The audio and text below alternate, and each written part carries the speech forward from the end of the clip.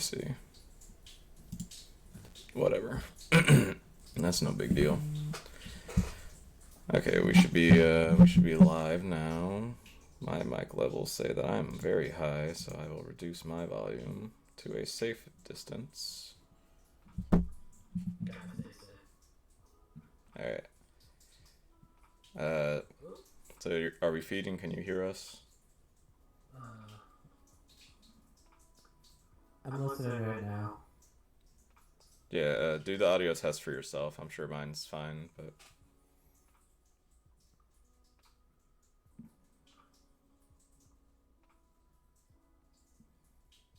Guess how did the Spotify sound?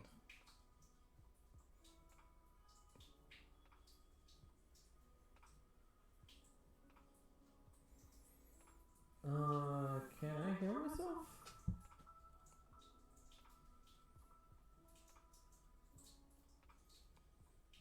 Just start stringing a chain of nonsense together.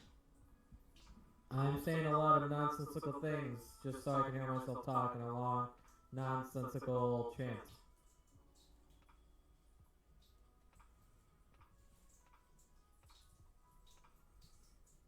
I'm a little quiet and I have a little bit of an echo. Okay, the echo part was what I was worried about, so... Then I won't do it this way, and I will just do it the... potentially the old bootleg way of... loud speaker.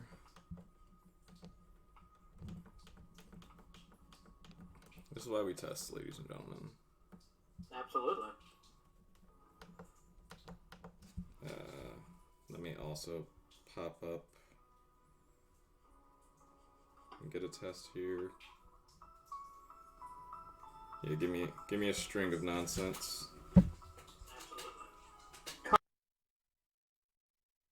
This string of nonsense and this hot business. Get a test here.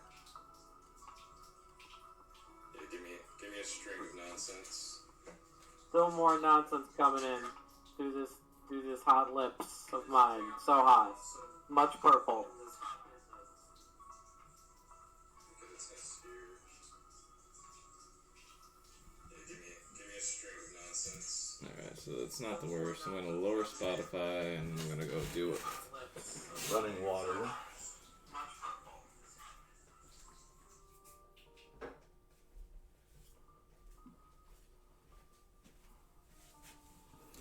Alright, this is as good as we're going to get it until I continue to work on it, but at the very least we're working on things. So... I can also try to talk a little bit louder. I do have soundproofed, I don't know if you can see it behind me, but I started to soundproof that wall.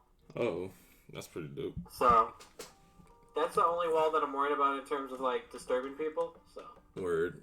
No, I don't think you need to worry about being louder.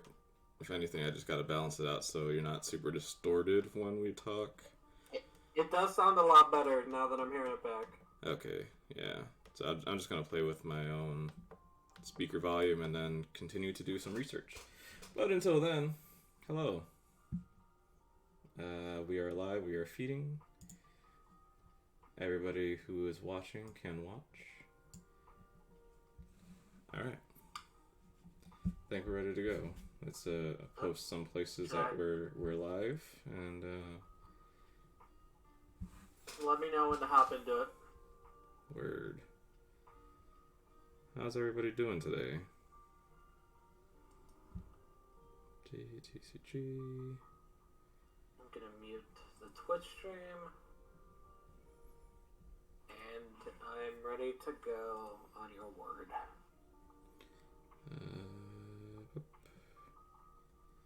Copy.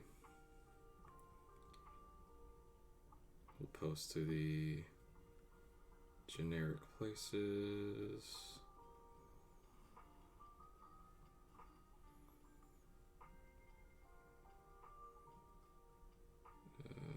Where's the other one?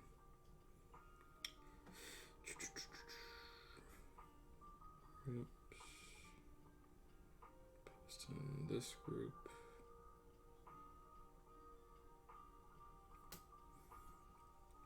And then finally we will post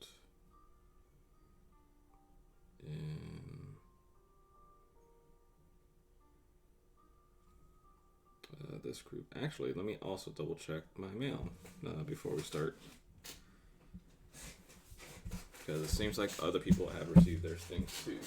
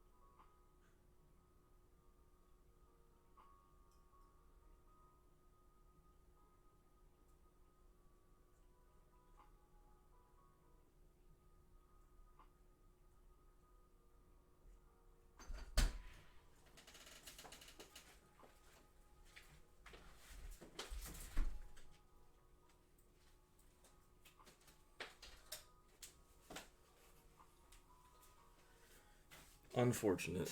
Alright. Okay. Good. Alright, we can go now. Cool.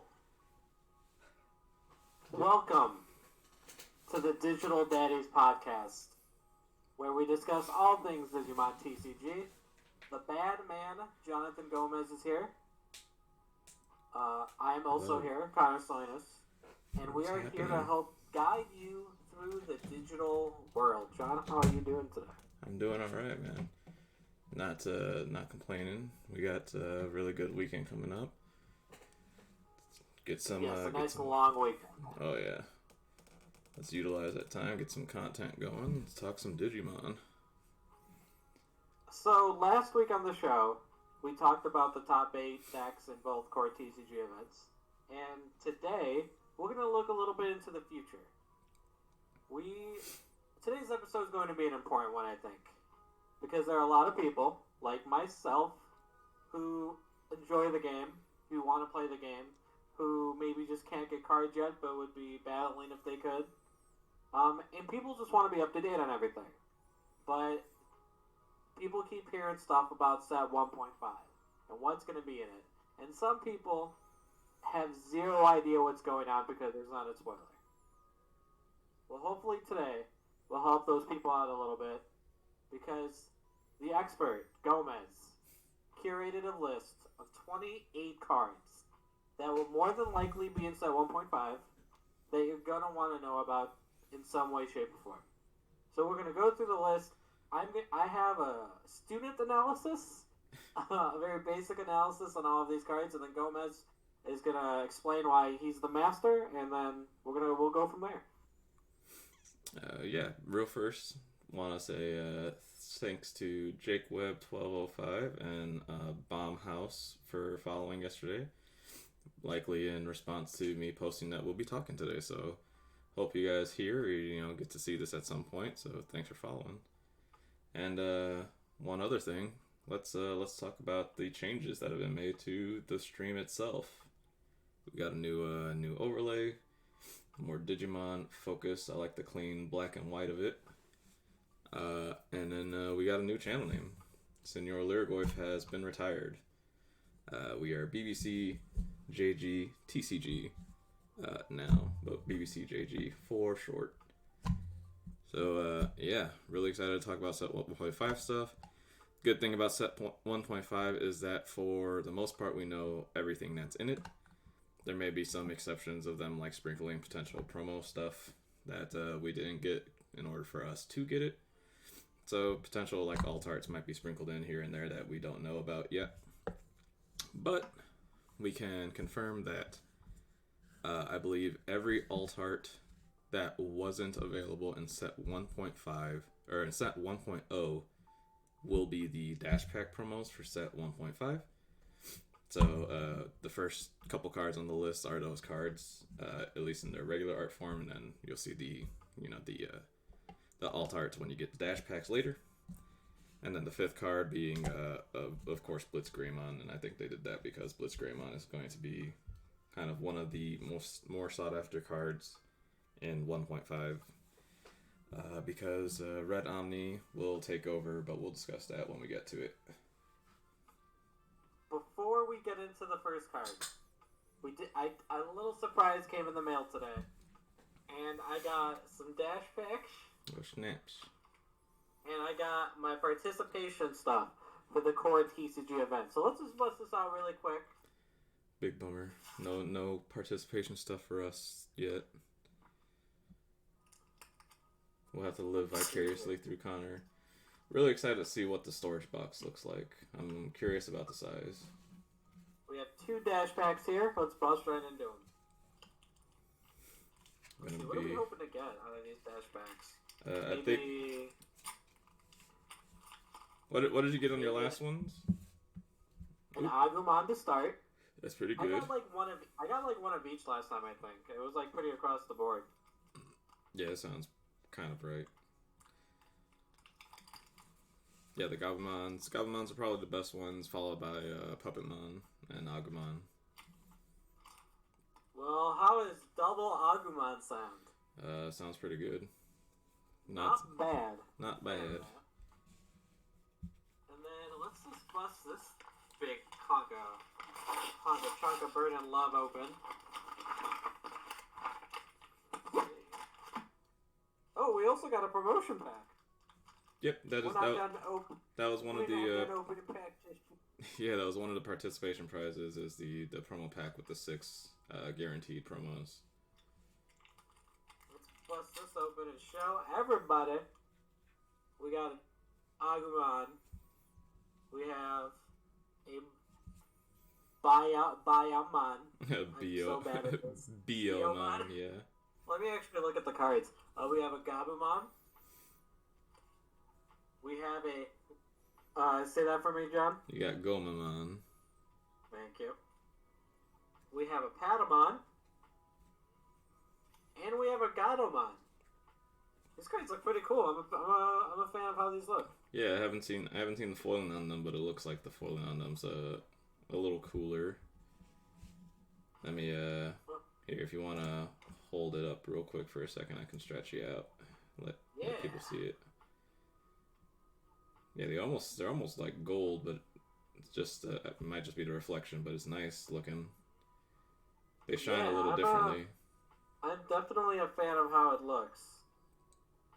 For sure, I think it's a nice kind of alternate version. Yeah, they have a shine about them that like feels special, which is pretty cool. I do have some other stuff here, so don't shut me down just yet. Mm-hmm. I also have it was worth playing in this tournament just for this. These are sick. What are they plastic or metal? They're not metal, okay. But they're like reinforced plastic. Okay. Dope. So like they've got a little bit of bend. Yeah. But these feel nice. These feel much better than the cardboard ones or the ones that came in the starters. Yeah, those look so much better. I'm very happy about that. And then that's not even... Some would call what I'm about to pull out the main event.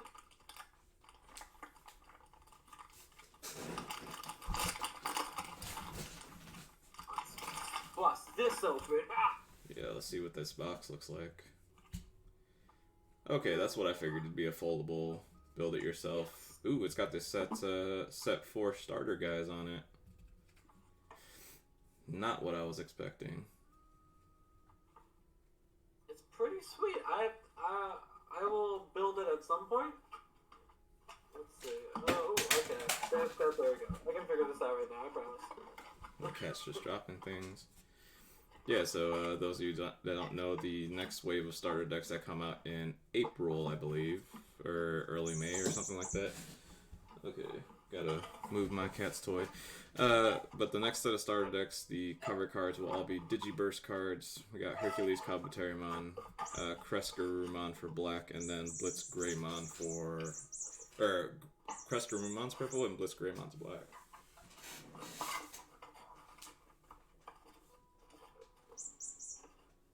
I know it looks like I'm struggling, but I'm only struggling a little bit.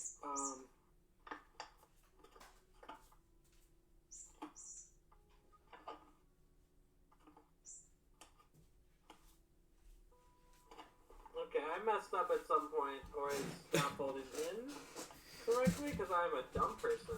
But this is how it generally looks. It's a fair looking box. Basically like a 500 count almost. It looks a little bigger than that, but yeah, definitely a sweet box to hold staples and things that help. But yeah, I'm pretty happy about that. Yeah, that's pretty sweet. Like I said, for me, it's worth it just for these things right here.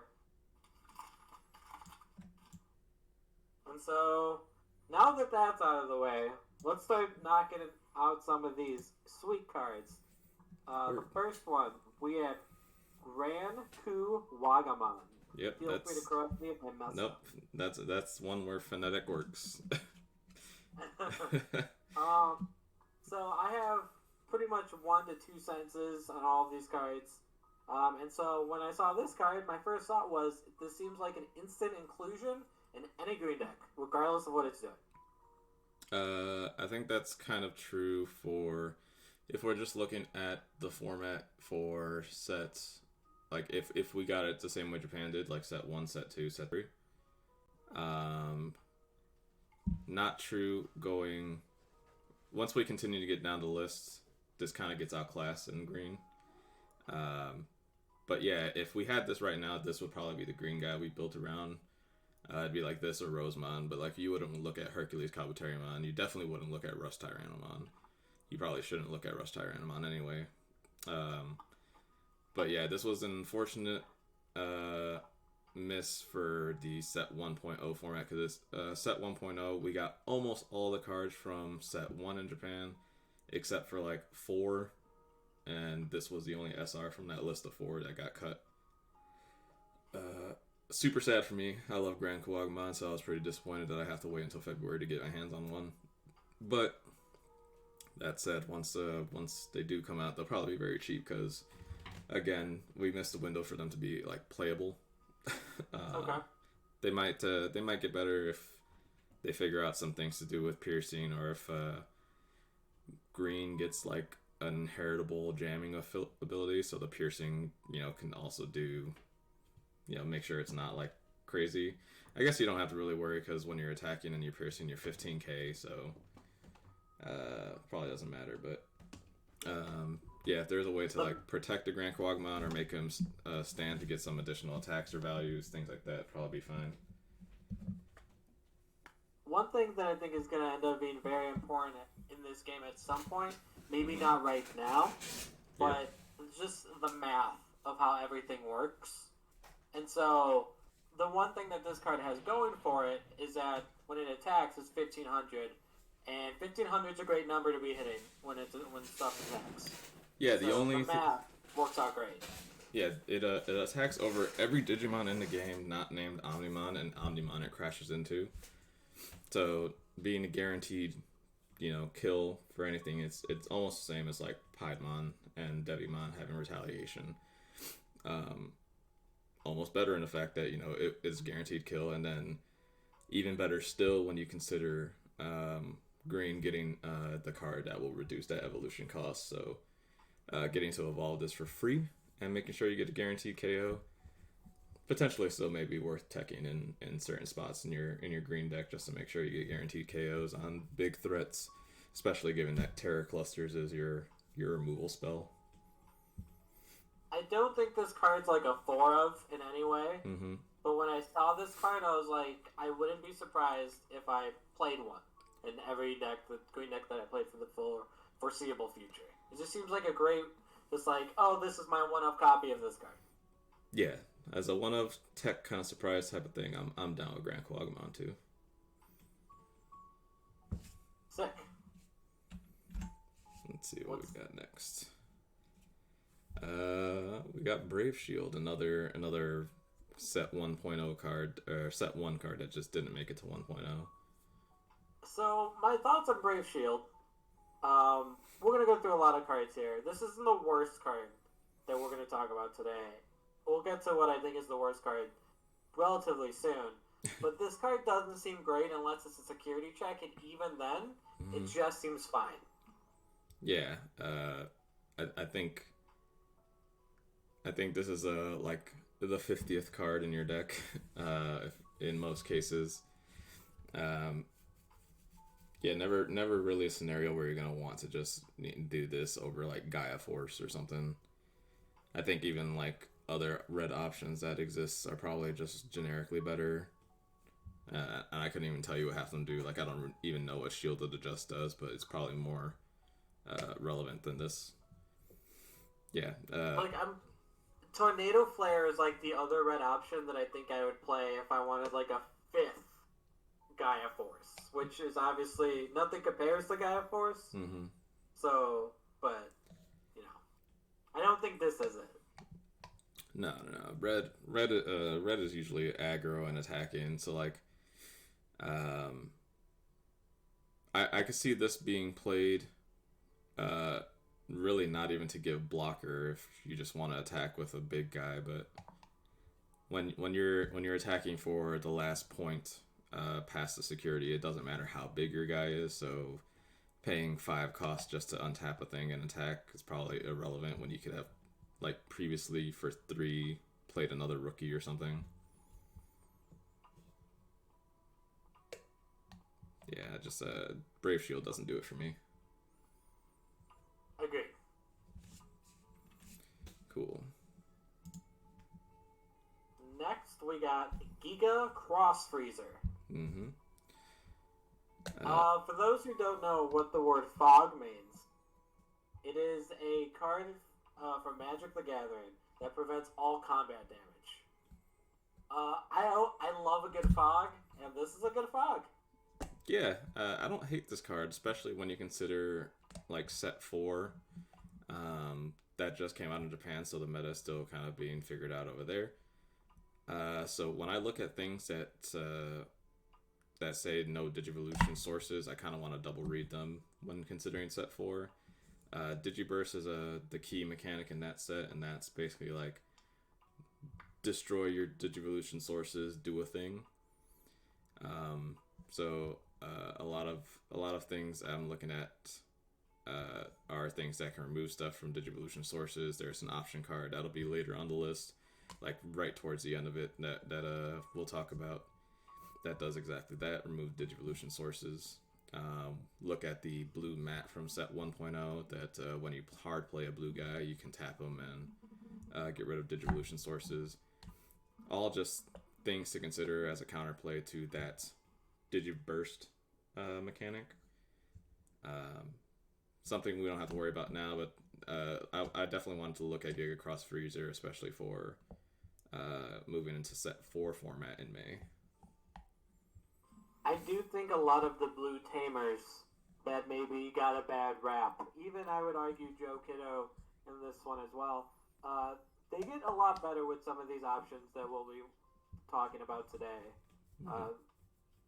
Because like Matt, I still think is the best one, but if you came to me with the list and it's like, hear me out, 4 Joes, let's battle, I would be like, I'll give you the time of day. I'll see what you're putting down. Yeah, I'll need some convincing on Joe Keto, but yeah, Giga Cross Freezer, Blue Mat, and a card later on the list are cards I want to look at and keep in mind when it comes into next year's stuff. Speaking of next year's stuff, a card that I would say probably gets played right with Giga Cross Freezer, we have Howling Crusher. So this when I saw this card, mm-hmm. and I thought of Giga Cross, I was like, there has to be some blue stall deck that plays multiple colors. That's what I thought.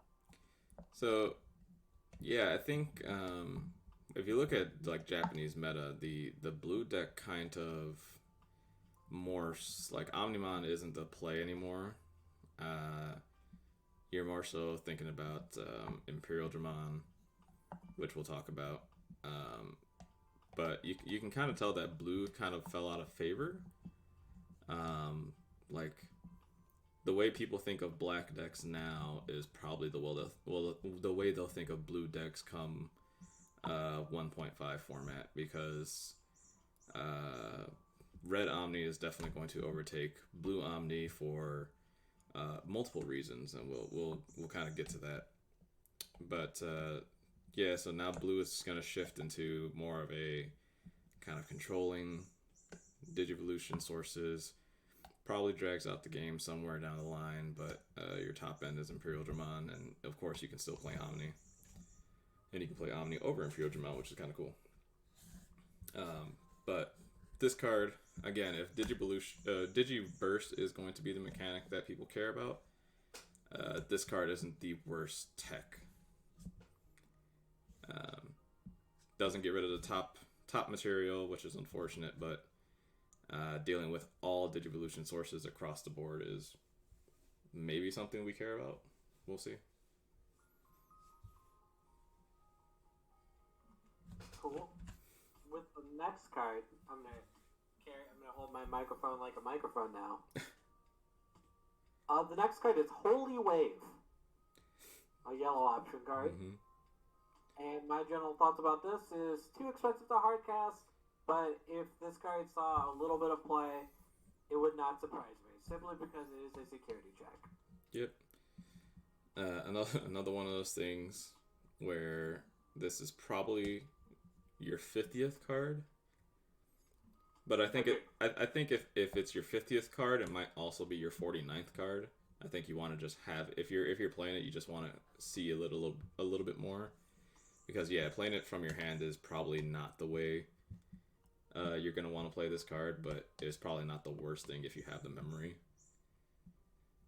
But yeah, you're not gonna. That's not gonna be the first thing you look at when you start your turn and see yourself at 4 or 5, or if you're at 3 or less memory, you're not even gonna look at this card. In Kaijudo, there was a card that was released very early on. I don't remember the name of it, but it was 4 mana, make another shield, which is exactly what this does. Mm-hmm. And it also was a shield blast, which is a security check, and that card didn't see any play. Mm-hmm. And so I would peg this very similarly. Recovery is a great mechanic, do not get me wrong, but it needs to be on a creature. Yeah, you can't just gain a life and then next turn lose a life. Yeah, the recovery, even in just yellow, just set 1.0 stuff, the options for this are just better. Like, would you rather play this for 6 or Magna Angemon for 7? Yeah. Yeah, like it's a no-brainer at that point. The next card we have is Gigimon or Gigimon? I think Gigimon has been the preferred because Gigimon is a different Digimon that will come at some point. It's a mega old man Digimon, but okay. So I think that this is the worst card of this list. You think this one's the worst card of this list? I think it's the worst red egg, and I think it's like securely the worst red egg. That's a hot take. Why do you think that? So let me pull up the others just so I can not sound like a buffoon. Do you want to talk about one? Yep.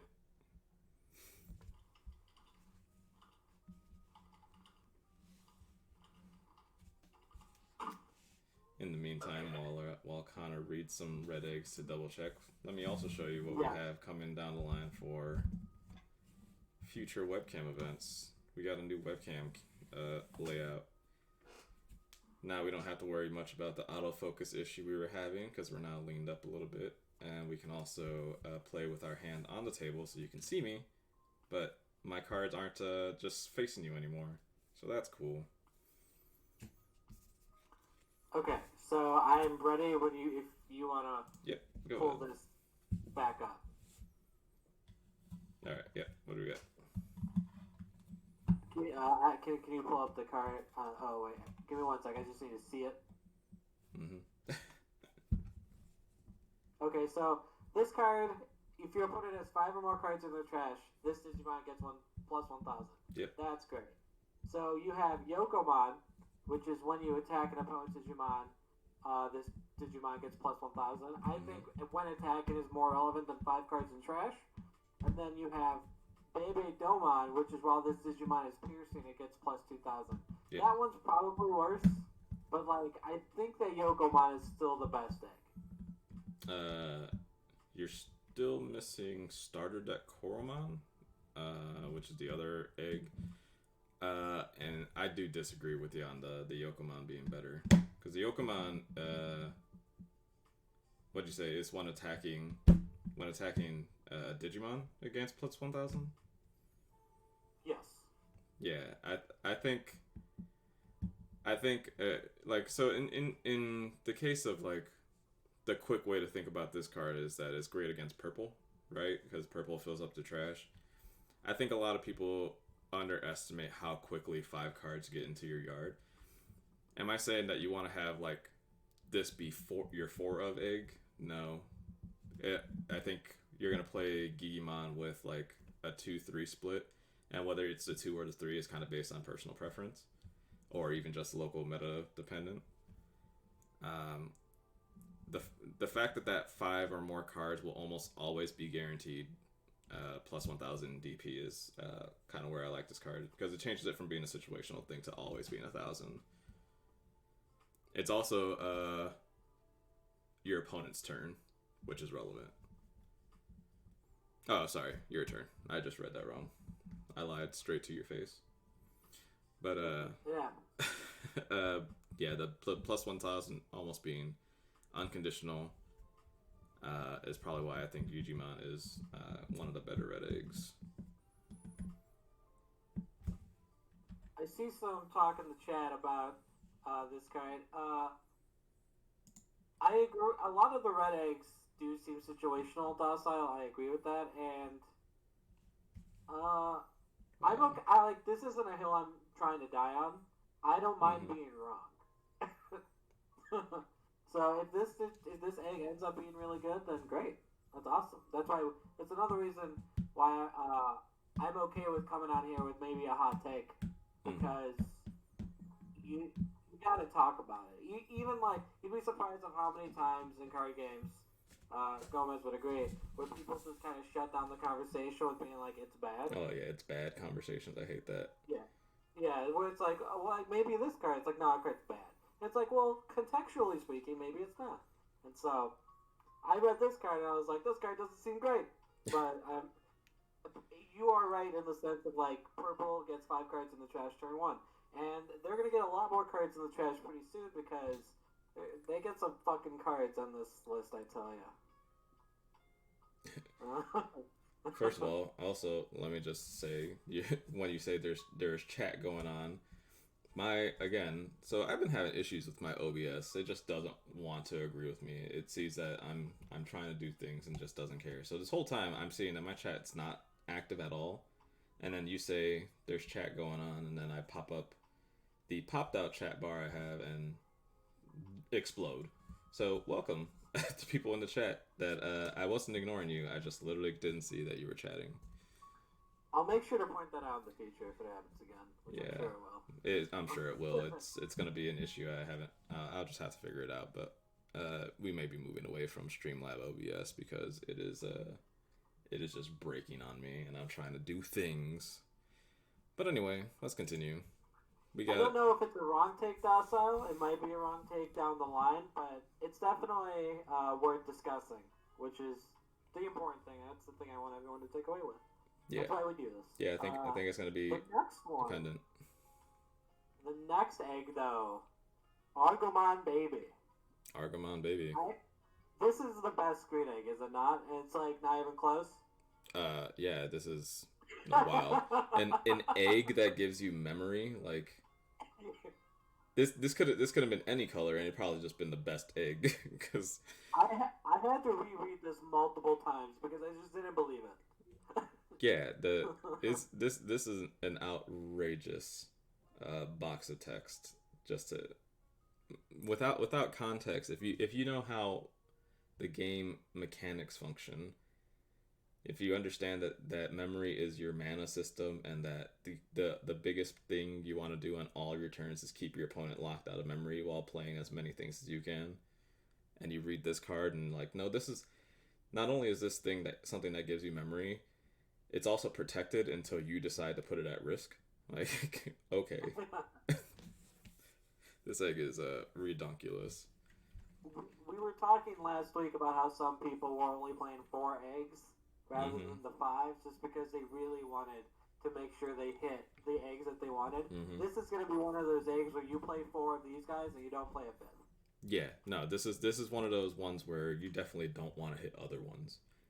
No, your deck's going to be built with this in mind. In a deck that's going to have a lot of big hitters, this is going to be the best card in the deck. Yep, memory denial Digimon. Yep. Now we get to some of the juice. More of the set 1 misses, but will probably be fun to play down the road. We got our first SR to look at. UL Force Vidramon. All Force Vidramon. All Force Vidramon. Okay. Yep. This guy. I wasn't lying, people, when I said that I don't know nearly as much as I should. When I saw this card, as we were saying before, blue tamers don't have the best reputation right now. But this card gives you great incentive to play the blue tamers you didn't want to play before. Yup. Not even close. This is the reason you play blue tamers. Especially when we get this guy, we will also get the Vmon specific tamers actually. We'll have Davis, and we'll get Rina, Shinomiya, and Rina is 3 memory. When it's put into play, you look at the top 3 cards of your deck, add a Vmon card with V in its name to your hand, and then you can tap it when on attack declaration to give your blue Digimon plus 1k. So you read All Force Vidramon, he attacks. On attack declaration, you activate Rina, give it plus 1k, so you make him 12k. It stands. Once it stands, because of that tamer, you also get a memory. Pretty good set of plays, and that's something that'll happen every single turn. And the more tamers you have in play, the more times you can do this ability. So multiple Rina stack, and that's not including any of the other blue tamers that can also do something and tap. This guy can game you out of nowhere, especially when you consider like inheritable skills and things that can happen that can make him attack more than once. Yeah, this guy can be a house. Yes, he seemed very powerful. Next card, we have a card that I think a lot of people were talking about as far as like snubs. A lot of controversy. A lot of controversy about Shine Greymon. A lot of controversy about Shine Greymon. And I'm going to be honest with you, I don't quite understand why people wanted this card so bad. So this card is as good as the math allows it to be. But while I think it's like an auto-include index, I don't think it improves the matchups that yellow already struggles with. How so?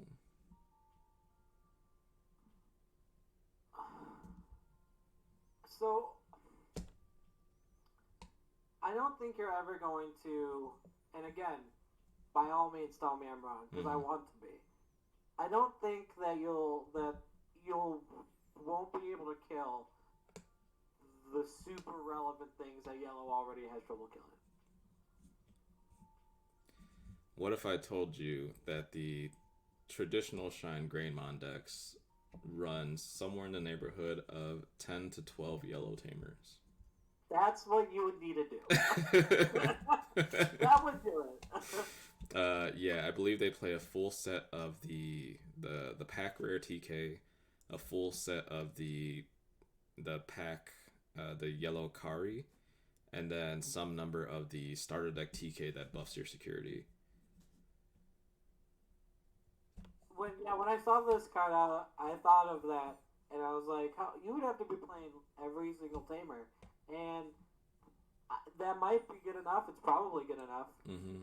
I just thought of like, but then you have to be playing 10 to 12 tamers. Yeah, I believe the line for Shine Greymon also involves tamers, so it kind of like balances out where at least all your Digimon along the way are also doing something with these yellow tamers that you're kind of just dumping on tables. The biggest thing is that you're gonna play the yellow recovery kind of game and just hope that your tamers are coming off security checks rather than just hard casting them, or you spend the first couple turns playing some the memory gainers. Obviously, you can play out of your hand, which will set you up for later. But yeah, Shine Greymon. Shine Greymon is the yellow version of essentially Omnimon, where you're going to digivolve into it, probably rest 2 or 3 for your tamers, minus 12k something. Yeah. That's a strong statement. So yeah, it's a strong statement. Yeah. I will be playing with this card once it comes out. Like, I have a yellow deck built, so this is gonna slide right in. So I'm excited to play with it. It's just it becomes a different yellow deck. So I get where you can possibly come from because you haven't seen it. But yeah, Shine Greymon Yellow is the like default yellow deck into set 3. The next guy we have, not. We're gonna go back down a little bit. We're gonna turn down the music a tinge, Mm-hmm. and we're gonna talk about another Argomon. More of a stepping stone Argomon, though. And so, my first impression of this card, without knowing what else I was going to see, Mm-hmm. was that this was great for a turbo strategy, but I wasn't sure if there was an Omnimon-like card for green that this card could help turbo into. But it's still great in spite of that.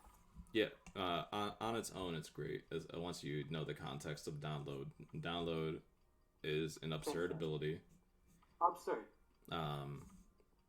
The fact that it downloads for its full evolution costs is ridiculous. So you will always evolve this for 0, and obviously, like you see it now when you play games. The choking point for something you can do on turn 1 is the amount of memory you get, and usually evolving a champion will end your turn, and in most cases that's true even if you're going second and you have anywhere from 1 to 3 memory to play with. This Argomon, if you have the ability to play an ultimate, you can play a mega on your turn, and that's pretty ridiculous. Once we get on throughout the list, you can also do potentially more stuff with green, which is probably why green in set 1.5 will be the default best deck. And I think we talk about that card literally next after this. I'm pretty sure that's the next card on this list. But the download mechanic is an absurd one, especially once you get to the boss download monster, the download Digimon. Tapping any of your green guys just to get this guy into play as a free draw, and then a stepping stone into a mega, and then like you said, setting up for a green Omnimon-esque play. We don't have it yet. That doesn't come till set 4, but Argomon is definitely going to be an auto include 4 of in every one of your green decks that has megas as the top end. Green was after seeing like the download mechanic, green was by far the most neutered color. Oh yeah. In the American, the English release. Yeah, they got gypped a little bit. I will say, this for me makes it a lot more impressive that our guy, I believe his name was Tony, won the event, the Core TCG event with green, because there are so many cards that are way better than the cards that they have now. Yeah. So many. Yeah, you can tell like he put in time and thought into the thing, and it definitely helped that the entire community made sure to confirm before the webcam event that the Rosemont ability works the correct way and not the way it is in just plain English text. So that's great. That they got that kind of buff right before the event. But it wasn't ideal. You weren't trying to play Rosemont. It's just the only way you can play green, basically. So with that, Oh, we'll go into an option card called Eden's Javelin. uh, So, oh, please, yes. yeah, go ahead. So I think this card's fine. I think it's good. It's probably better than I give it credit for, but it does cost 6. Yeah, it costs 6, but this is essentially going to be in theory, this is your yellow Gaia Force. Yes. Probably more so like Trump Sword. The fact that it replaces itself makes it pretty good. Like, I think without that draw 1 and discard being like a cost 5, it's still fine. Even at cost 6 without the draw 1, you're probably still playing some number of copies of this because it's the closest thing you get to a hard removal spell. Except when you consider, I think, the next card on this list. But For me, what is what like? makes this card really good, and why, and probably, I don't know why I didn't rate it higher now that we're discussing it, and why maybe I was underselling it a little bit, but the fact that it has the security check is so relevant because we'll get into some yellow cards later. But for whatever reason, yellow just gets shafted on a lot of security check cards. Where you think that, oh, it's so obvious this card's a security check, and then it's like, oh, it's not. Yeah, there's some that you want them to be able to trigger, but they don't, and that makes them really unfortunate. But the fact that this one is that uh, one of the two in yellow that we both didn't get right away, and is probably more needed as far as like an option card for a color. Like, it surprised me that we didn't get either Eden's Javelin or Glorious Burst um, between the two option cards that are on this set for yellow. But we get it soon. Speaking of Glorious Burst, Glorious Burst. my statement here is that the math on Glorious Burst is great. Mm-hmm. And if you're already playing a lot of Tamers for Shine Greymon, then even better.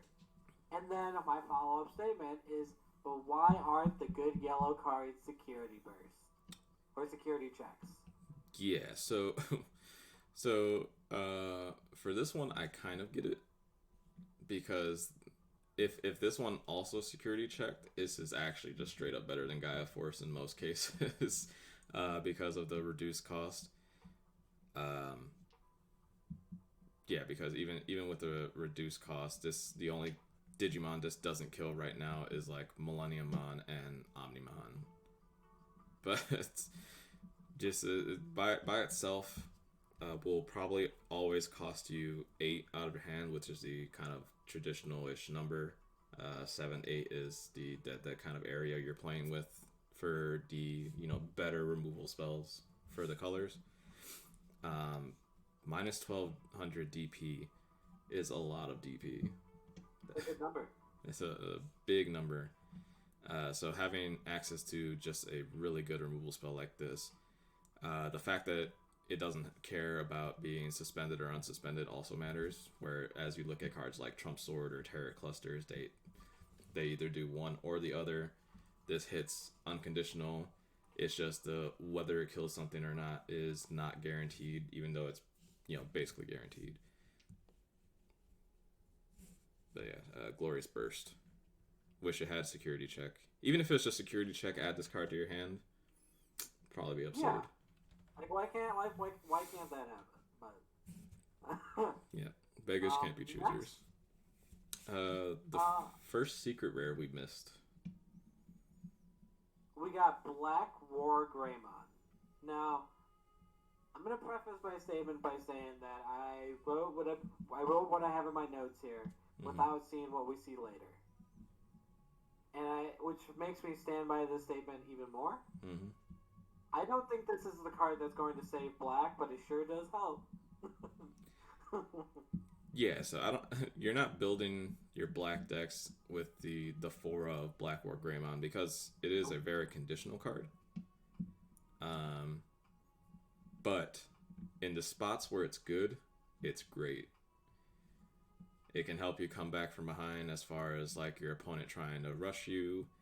Um, just putting a bunch of dudes on board, things like that. It deals with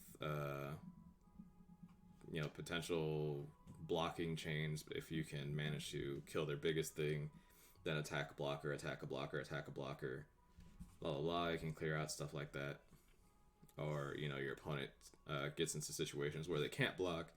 Think about this in like a green matchup where your opponent has like a Cherrymon in play without a Mega, and that was their kind of line to save themselves. Cherrymon being a 7k blocker, and then you play this guy down, that Cherrymon can't block anymore because it's just going to die for free. That's probably a big thing. The reduced cost to play from hand is going to be very relevant for this card, I think. Being a 7 mana hard play Mega that can let you go into Millenniumon is pretty nice. And it being by itself just one of the bigger Digimon probably isn't going to die if you just hard play it either. They have to have one of the actual hard removal spells. Like, this guy's a threat, but yeah, I don't think you're playing like a 4-of copy of him. Yeah, it won't be the stalwart of any deck, but it's going to be a card that your opponent will still have to play around, which at the end of the day is really all that I think you want. Yeah, this is very much the black version of the Grand Quagmon we talked about earlier, where it's you're gonna put them in your list as a catch-all, but that's all he is just kind of a tech plan. Next, we have the card that I think made me the most angry. The second most angry of anything on this list. And in all caps, simply said, doesn't purple have enough? Did they need a better egg? So set 3 in Japan was the set that made purple playable. The set 3 is the set that gave us a Lilithmon. It gives us some other purple cards we didn't get, but the main one we got was the Lilithmon. And then you get into set 2, and that's where you got the Beelzemons, the Piedmons, things like that. But the fact that we missed on this egg is probably... So there's like the green got shafted, black got shafted. Purple didn't get shafted. Purple they had to take some cutbacks because if we got this egg on top of all the other stuff we got in purple, Jesus Christ. Yeah, this egg is the 4-of egg for purple in every situation at this point, and then it's Pagumon after that as your 5th, because Pagumon, while it's great, milling every turn isn't something to take lightly, especially in the later games with purple. If we look at the purple mirror I had at the event, we both got to a point where we had like 3 cards left in our deck, and I had to really debate if I was going to attack with my Digimons with the Pagumon under them, because like if I attack, I'm gonna deck myself out. Not so much concerned with the Demi-Miramon because you can control that, and the fact that you're just only 1 card, and it's only when it's destroyed versus a card every turn matters a lot. But like you already know that my favorite play in the purple deck is Wizardmon over Gabumon. Then the Wizardmon dies, and I draw 3, discard 1. What if I drew 4 cards and discarded 2? that seems ridiculous to me. And then if this egg, the one that trashes, well then congratulations, that's insane. Yeah, I am so happy when we get this card. I am very much excited to have this egg over the Yaman egg. That's terrible. So bad. So bad. Next, Blitz Greymon. So I might have another hot take coming here. Oh, please. I think this is the best card so far. Yeah, this guy's strong, and it's Hard pushed. yeah. When we talk about reasons that Red Omnimon is going to take over Blue Omnimon, this is right there on the top of the list. It's expensive to evolve. Don't get me wrong. It's not like you're not doing the traditional plan of just trying to evolve straight up into like Phoenix Bond because it only costs 2 memory to evolve. You don't care about that anymore.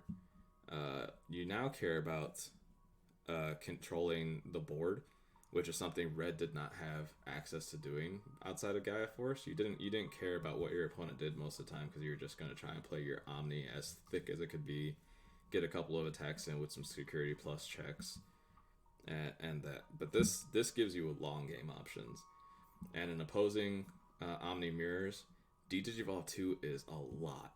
We already knew that from you playing just like Machine Dramon. You could just hard play Machine Dramon to D-Digivolve 2 and that controls the board. Thing is, it has to be a hard play. That's what, 12 memory that it costs for Machine Dramon? 11. But Too much. Yeah, but this being just 4 to evolve, so in a lot of cases, you're probably giving your opponent like 2 memory and passing your turn when you play this card.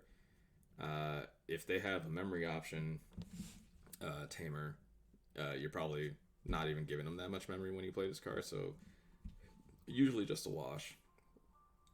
But and in the black deck, like if everything stayed the same and you just had this guy, right? Mm-hmm. You can give him reboot because he has reboot, he has jamming, and then you can just play this guy. Basically, get rid of Digimon that's a pain in the ass, and then just attack another Digimon. And then guess what? Also your security, and also he has jamming. Yep. And that's absurd. 12k Pierce with the potential of having jamming, things like that. We'll talk about like Ragnar Lordmon pretty soon, and how that guy affects red decks moving forward or black decks moving forward. The fact we get a lot of these great kind of evolution options in 1.5 that came from set 3, where you get to evolve your ultimate onto a champion of different colors, or your mega into ultimates of different colors. So this being a hybrid evolution type of mega is another great thing because it goes in your red and black decks, and then that sets up other things you can do. You'll see with some of the other ones, they're not on this list, but there are other ones that when they have that evolution cost, they are also considered Digimon of that color. So there's like a blue-green guy that is blue and green if X condition is met. But that this can go into your black decks and set up potential red plays. Like now black decks get option to play Omnimon if they really wanted to. That's kind of cool. The one thing that I really noticed from this list, and we'll see this a lot more in a second, is that it gave you a lot of ways that you can build black and red. Yeah. Black, at the end of the day, I think is still going to go into Omnimon, but black, there's a myriad of things that you can do, like different numbers and stuff. I think it's going to be fascinating. Yeah, there's a couple different. There's like the blocker direction you can go with Craniumon, which we'll talk about. Then there's the kind of like Boggles, Voltron, all in Ragnar Lodemon type of decks that are popular in Japan. But yeah, black gets way more options than it has now. It's not just literally the same 50 cards. Speaking of Ragnar Lodemon. Yeah, this guy's a wall of text. It's a wall of text, but I only said 2 words. Mm-hmm. The words were Jesus Christ. There's a lot of words on this guy.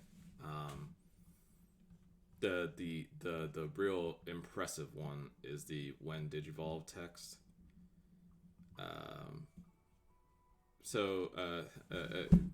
For context, because you don't know this, those 2 Digimon, Durandamon and Berlardamon, or whatever, however you say that, I can't say them all either. So, I believe both of them have a line of text that says when you evolve into this guy, you can add the other from your hand under him as a Digivolution source. So you can always make sure that you get these things kind of going. Or something of that nature where you can make sure you have the Digivolution source to get that 3 memory gain from when Digivolving. And then then you build the stacks from your inheritables where you give this guy jamming and I think you give him something else, but I can't remember. But the main one is jamming. So that's why he's attacking, reboot, security attack +1. Like, this guy attacks, and when he attacks, he attacks. If you ever go ahead. There's like all the stuff in black too that protects him. Like, he'll have jamming also. Mm-hmm. I have security attack +2. Mm-hmm. Also, it costs 3 to evolve. Yep, it is one of the cheaper level 7s you can play. 14k is a lot. Again, only thing bigger than that is Omnimon. So this guy is going to kill things. If you can give him piercing, rough. You can definitely give him blocker. He has reboot already. Rough. I don't know how you're attacking into a 14k blocker at any one of your turns without just straight up getting rid of this guy. It's gonna be killing stuff. It's gonna be killing your opponents. Yeah, he's gonna be on a straight murder fest.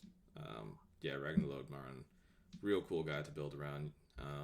Every time I see this guy played, it's like your opponent will have one in play and then one into Digitama zone, just like ready. It's like if you kill it, you kill him, he comes back for vengeance. It's kind of cool. That's the same way I see like All Force Vidramon played, where it's you get one All Force Vidramon, attack a bunch, but then you have a backup one. Yeah, there's plays like that are really hard to deal with. It's definitely my favorite card on this list, I think. Yeah. Just a great card. Next is Imperial Draymon Dragon Mode. Mm-hmm. And there's 2 Imperial Draymon's Dragon Mode on this list. So that's the card you're looking at, this might not be the one. But when I saw this, it's good. Anything with jamming's good though. So, but it seems like a good card. Mm-hmm. A lot of times I look at jamming, and I think when it comes to big guys like this, does it really need it? Probably not. It does feel good knowing that when you spend the time investing into a big guy like this, especially because his evolution cost is kind of high, investing into something like this and knowing that it won't just die because it accidentally got hit into like a Titamon or something, or like a high Andromon in security, like, it feels bad.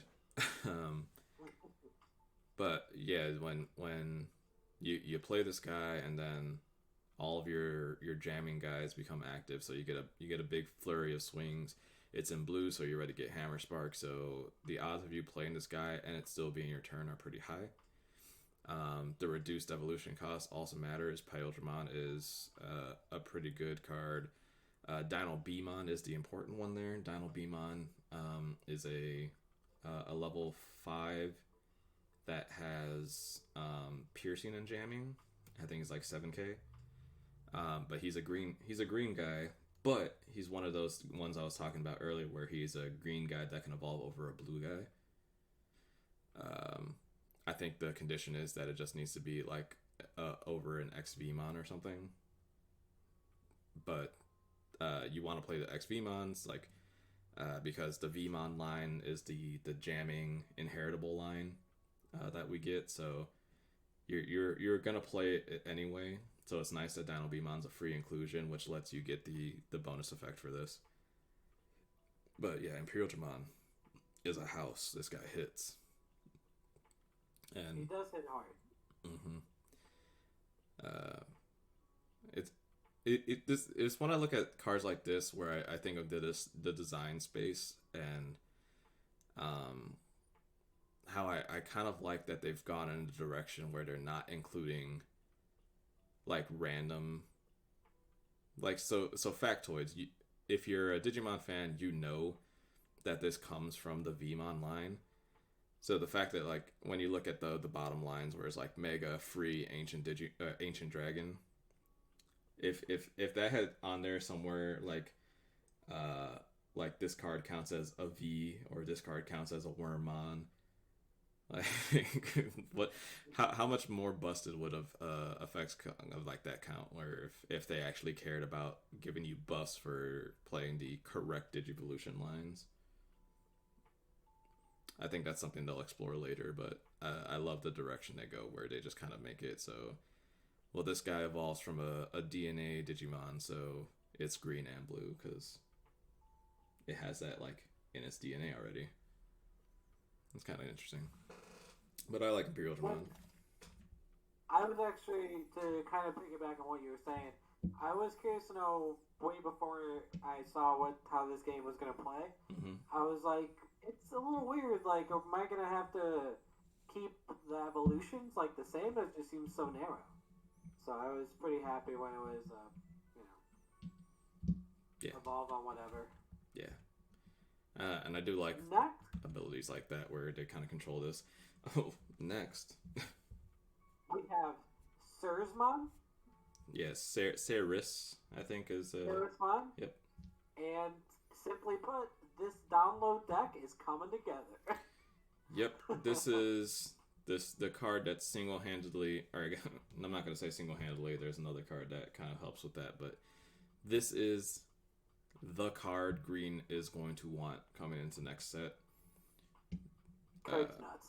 Yeah, you basically don't want to play Green almost any other way. There are other ways to play it where you kind of utilize the option card that we'll talk about soon. But Sarismon, if you're a black deck and you see that your opponent's starting to download on you and you know this is coming, you're gonna feel real bad having all those blockers.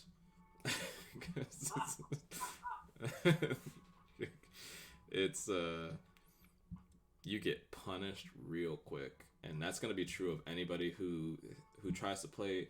You see it a lot now where people try to be a little bit conservative with playing blockers. They'll kind of try to just toss one or two out on turns where they're like 1 or 2 security to kind of outplay some things. You do that against Sarismon, and you're just gonna get tapped out and attacked for lethal. This card's ridiculous. It's nuts. Absolutely insane. Yeah, the Digimon, I think they do a really good job of not forcing the whole interacting with your opponent's board, a la like Pokemon, where you guys kind of each just do your thing and hope that it's better than the other thing your opponent's doing. But when you see things like this, you know that's why. It's because when they start doing things where you interact with your opponent's Digimons, it kind of gets out of hand really fast.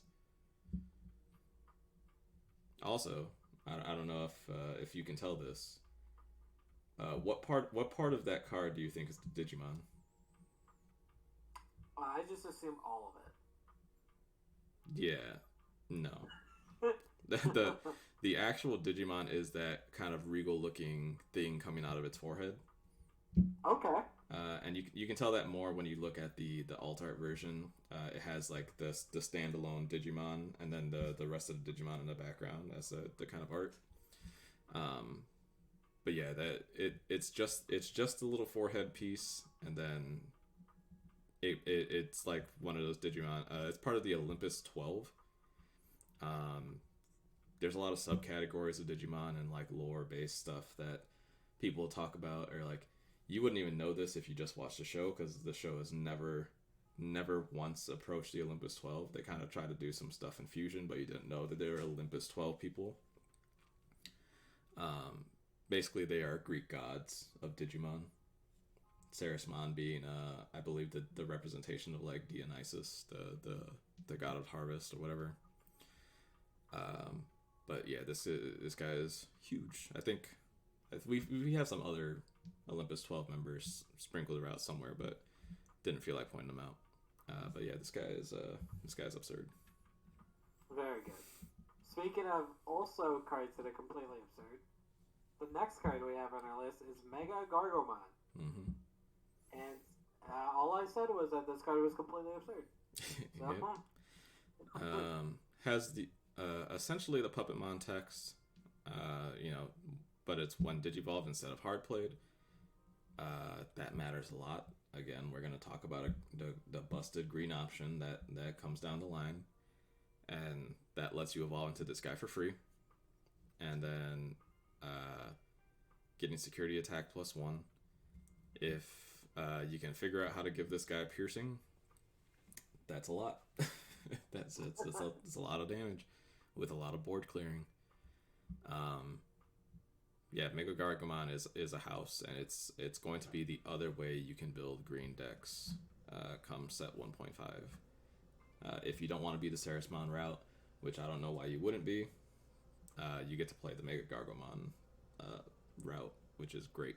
Because Mega Gargomon route also lets you get Terriermon as a one of your baseline rookies, and Terriermon is one of the stronger rookies.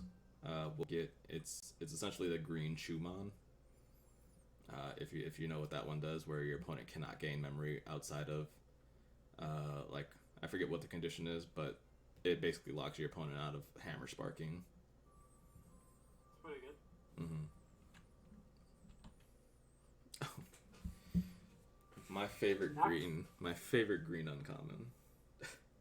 Next, we have, this is a mouthful, Bancho Stingmon, okay. So not only is the math on this card great, but it really goes to show how green got shafted in set 1.0. Yep. They could have just gave us this card. It's not even a rare. It's not even a rare. Yeah. So we've talked about it a lot in this stream about the magic number of 1500 being the biggest thing in Omnimon. If you guys aren't good at math, I know I'm not, so let me help you out because I've run the calculations a couple times. 9K plus 7K equals 16K. So, when you think of DP buffs, a lot of DP buffs only happen during your turn, even the red ones. So, if your opponent has an Omnimon in play that's tapped, it will be 15K. You then respond by playing Bancho Stingmon, an uncommon, mind you, attack into their Omnimon, kill it for free. No, that's it. It's just dead. And you get to take 2 security check, or 3. Sorry, you take 3 because Bancho Stingmon has the regular 1 pierce plus 2 for attacking a Digimon. So it will hit for 3 security, and none of those security can kill it unless it's Gaia Force. Absurd, this Digimon. Card's very good. Yeah, I think this is the reason why when earlier we talked about Grand Kawagumon and why it doesn't get play, it's because Bancho Stingmon does the same thing, but way better. If this card was available now, I think green would be in the conversation of like, maybe we should play this deck because this card beats Omnimon by himself. Yeah, you would just play. You'd probably just play Titamons for like a beatdown thing, because that's already hard to deal with as far as just like straight DP. But then if you get in situations where your opponent, again, we talked earlier about the line where opponents will wait until 2 or 3, or 1 or 2 security before playing their blockers to try and conserve the game. If you just slam this card, anything with the word blocker in it doesn't matter. Bancho Stingmon. Next, we have another card that I'm going to mispronounce. Kresgarurumon. No, you got it. Seems good. Yeah. Nice. Simply put, this is an instant 4 in the black deck. That's what I thought when I saw this card. This card has a lot of text. A lot of text. A lot of it's pretty good though. You know, as somebody who plays a lot of card games, the way I like to go about my card game ideology and kind of theory crafting is by treating it like other cards. This card is collected company for Digimon. And even better than that is that it can hit so many Digimon. If you build around with this card in mind, the odds of you missing are going to be the same odds as like green missing on an Izzy flip, which I don't know about you, but Izzy doesn't miss that much. The only thing this card doesn't hit is Megas, which is already the more limited number in your deck. You're going to hit almost every single Digimon that you flip off of this card and put it straight into play, and that's a lot to deal with. I think there will definitely a deck that's like, oh, I'm playing the black Kreskaruma deck. I think that deck will exist, and I think it will probably be pretty dang decent. And even if you just think about like black blockers, imagine if black blockers had this as a top end. Just like, yeah, I think that because like it's so nuts where you can be like, I'm gonna play a Kreskaruma, look at the top, get an Andromon, put it into play. Like, it seems really strong. Yeah. The fact, again, just being able to hit the level 5s, you would naturally think this ability would only be capped out at level 4s, and even that is still really good, considering that red is one of the colors that this evolves into, so, like, getting a bunch of, like, Greymon, or even, like, Tyrannomons or something into play. Like, this guy puts Metal Tyrannomon straight into play. That guy's 10k. Yeah. That's a lot of pressure. Yeah, Kreskarumon, scary. A little bit of a build around, but if you build around it, you will be rewarded. Yes, agreed. 100% on that. Next card we have, in a kind of a step down from what we just saw, we have Craniamon. Mm-hmm. This card's good. I'm not going to say this card's bad. This card's good. But I don't know if there's going to be space to play this card. Black has a lot of level 6s. So, this is, yeah, the savior. Craniamon is the guy that lets you play the black blocker specific deck. So, it's unfortunate when we look at the set 1.0 list where they built it with blocker in mind, but you didn't get this guy as a top end. I think in the black decks right now that we have, you would love to have this guy. It changes set 3.0 because you probably want to be doing other things like Ragnarlodmon. But this guy evolves into Ragnarlodmon, so that's cool. Like, but what is great is that he himself has blocker. Black has the ability to give inheritable reboot, and then this protects all of your guys from option cards like Gaia Force. Like, being a 12k blocker uninfected by Gaia Force, you can't Omnimon this guy. You can't Omnimon any of the blockers in play while this guy's in play. That's great. It makes your opponent have to be just straight honest and kind of DP check things. Like, that's a lot.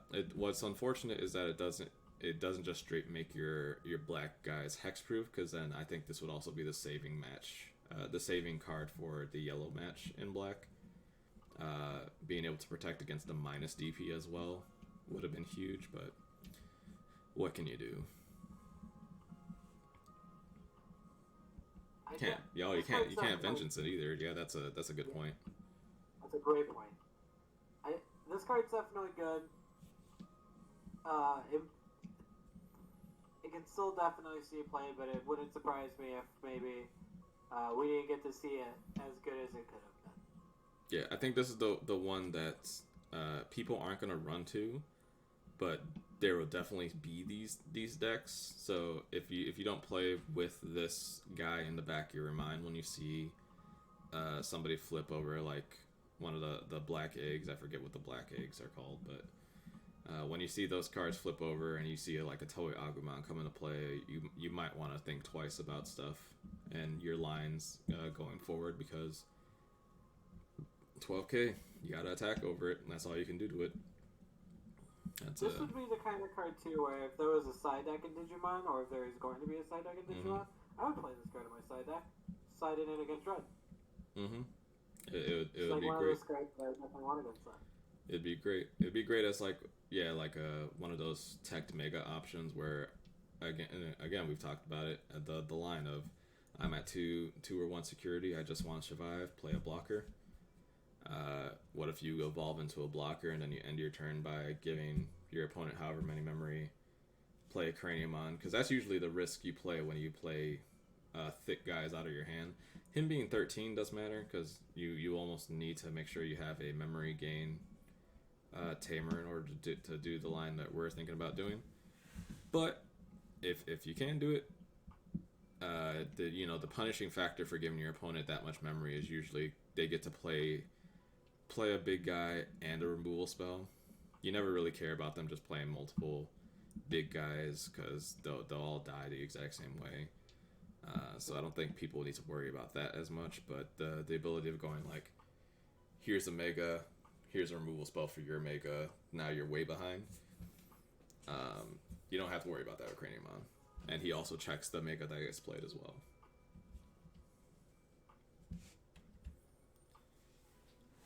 Oh. Next. Another card I'm excited for. A card, yeah, you should be. Lady Devimon, doesn't purple have enough? No, it can never be enough. So you see these purple cards, right?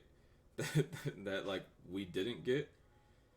And then what if I told you that in the set 3.0 or meta in Japan, purple is one of the least played decks? Shocking. Yeah. I think that's the case because I think it's an overwhelming amount of good cards they have. So I think people kind of get deterred, or they're trying to do too much. I definitely probably will not be on the purple value come 3 set 1.5, because there's just so many things you need to do that you need to be a little bit more streamlined and figuring out where you're going to be. So you either need to be on the Lilithmon plan, or you need to be on the Piedmon, Millenniummon plan, or whatever. But this card is absurd. You don't play that many ultimates in your purple decks already. A lot of them only play 5, being 4 copies of Chimera and 1 copy of Myotis just as an extra out. This card replaces Myotismon without you even thinking twice. You don't care about that extra memory for evolution. You really don't care about it come set 4 when we get the purple version of Hammerspark. Immediately drawing 2, discarding 2 when digivolving, not when unplayed. Lady Devimon is going to be an auto include at least a 1-of in your decks in purple. This card is bonkers. Card is totes bonks. Next, speaking of we have auto includes, the best art on this list. Oh yeah. Mastmon. Yeah, Mast E. You do pronounce that E. Okay, Yeah. so Mastamon. Mm-hmm. This card will definitely see play, and will probably see play in a few different types of decks. Yep. This card is great in both the colors it can go into, yellow and purple. Again, we look at the hybrid evolution. You look at this card and you think it's a level 7, but it's not. It's a level 6. That matters. Being able to evolve it pretty early. The best thing about this card, and something that a lot of no other deck has really besides red in the form of Gallantmon. Just straight discarding security, unconditional. Don't care about it, the attack. It's just when digivolving, you and me both lose security. That is big. Then you get to play a level 4 guy, so you get a blocker back, or you get if you're playing purple, you get Devimon back. You also get on play abilities, so that matters too. And then when we go into set 4, you get the ability to get Lucimon back. And Lucimon is huge. How is purple not just the best deck always? It's again, we talked about it. There's a lot of options that go into it, and I will say purple is the deck. It requires skill to play. I'm not gonna even kind of. You need to know what you're doing. You need to know what you're playing around. You can't just go in, slam a purple deck together, and think it's gonna get there by itself. You need to know exactly every single line of play you're doing, because everything you do matters. But it's one of those things where if you put the time and effort into testing and figuring it out, yeah, I don't think any deck is better than purple in most cases. But yeah, it requires a lot of work. Mastimon, 12k, huge. Just this thing is just bonkers. Probably takes you 2 security the turn it comes into play, and then leaves you with more Digimon. Great card. Maste is nasty. Next on the list, we have Desperado Blaster. And maybe this blue stall deck that I was talking about earlier, maybe we're just a super tempo deck. Either way, either build, I'm intrigued. Yep. So we alluded to this card a little bit earlier. Again, set 4 in Japan includes the mechanic Digiburst, which matters for when you digivolve something. You get rid of your Digivolution sources to activate an ability. Those abilities are usually pretty stacked, and usually require you to have anywhere from 1 to 4 Digivolution sources to remove in order to activate their effects. Most case scenarios, it's 2. So this card straight up says remove two sources. Then it does other things if you have green Digimon.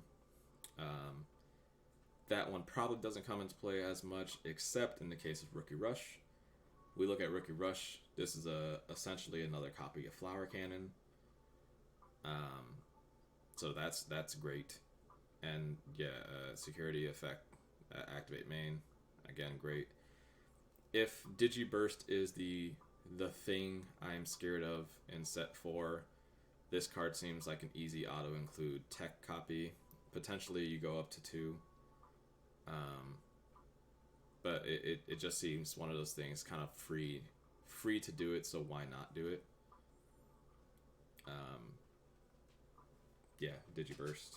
Not sure where we're gonna go. The meta just happened, but I know that is the thing people talk about when it comes to the starter, and why the green starter is going to be the best starter of that next wave, is that Hercules Kabuterimon is an absurd card in the starter deck. It's like Digiburst to just delete something for a certain range, I think. I can't remember how big it is, but you Desperado Blaster before they make that Hercules Kabuterimon, they can't use it. It's just a forward to evolve 12k or something like that.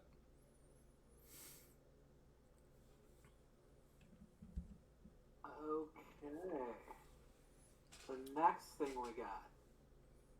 This is a card I think that a lot of people in the chat were kind of excited about. I know we were kind of referencing a little bit, being a little coy, but the next card is Hidden Potential Discovered. This card, I'm pretty glad it just kind of worked out that this is one of the last cards on the list. I didn't have to work for that. It actually just sequentially is one of the last cards on the list we talk about because it came in set 3. This card, who made this card?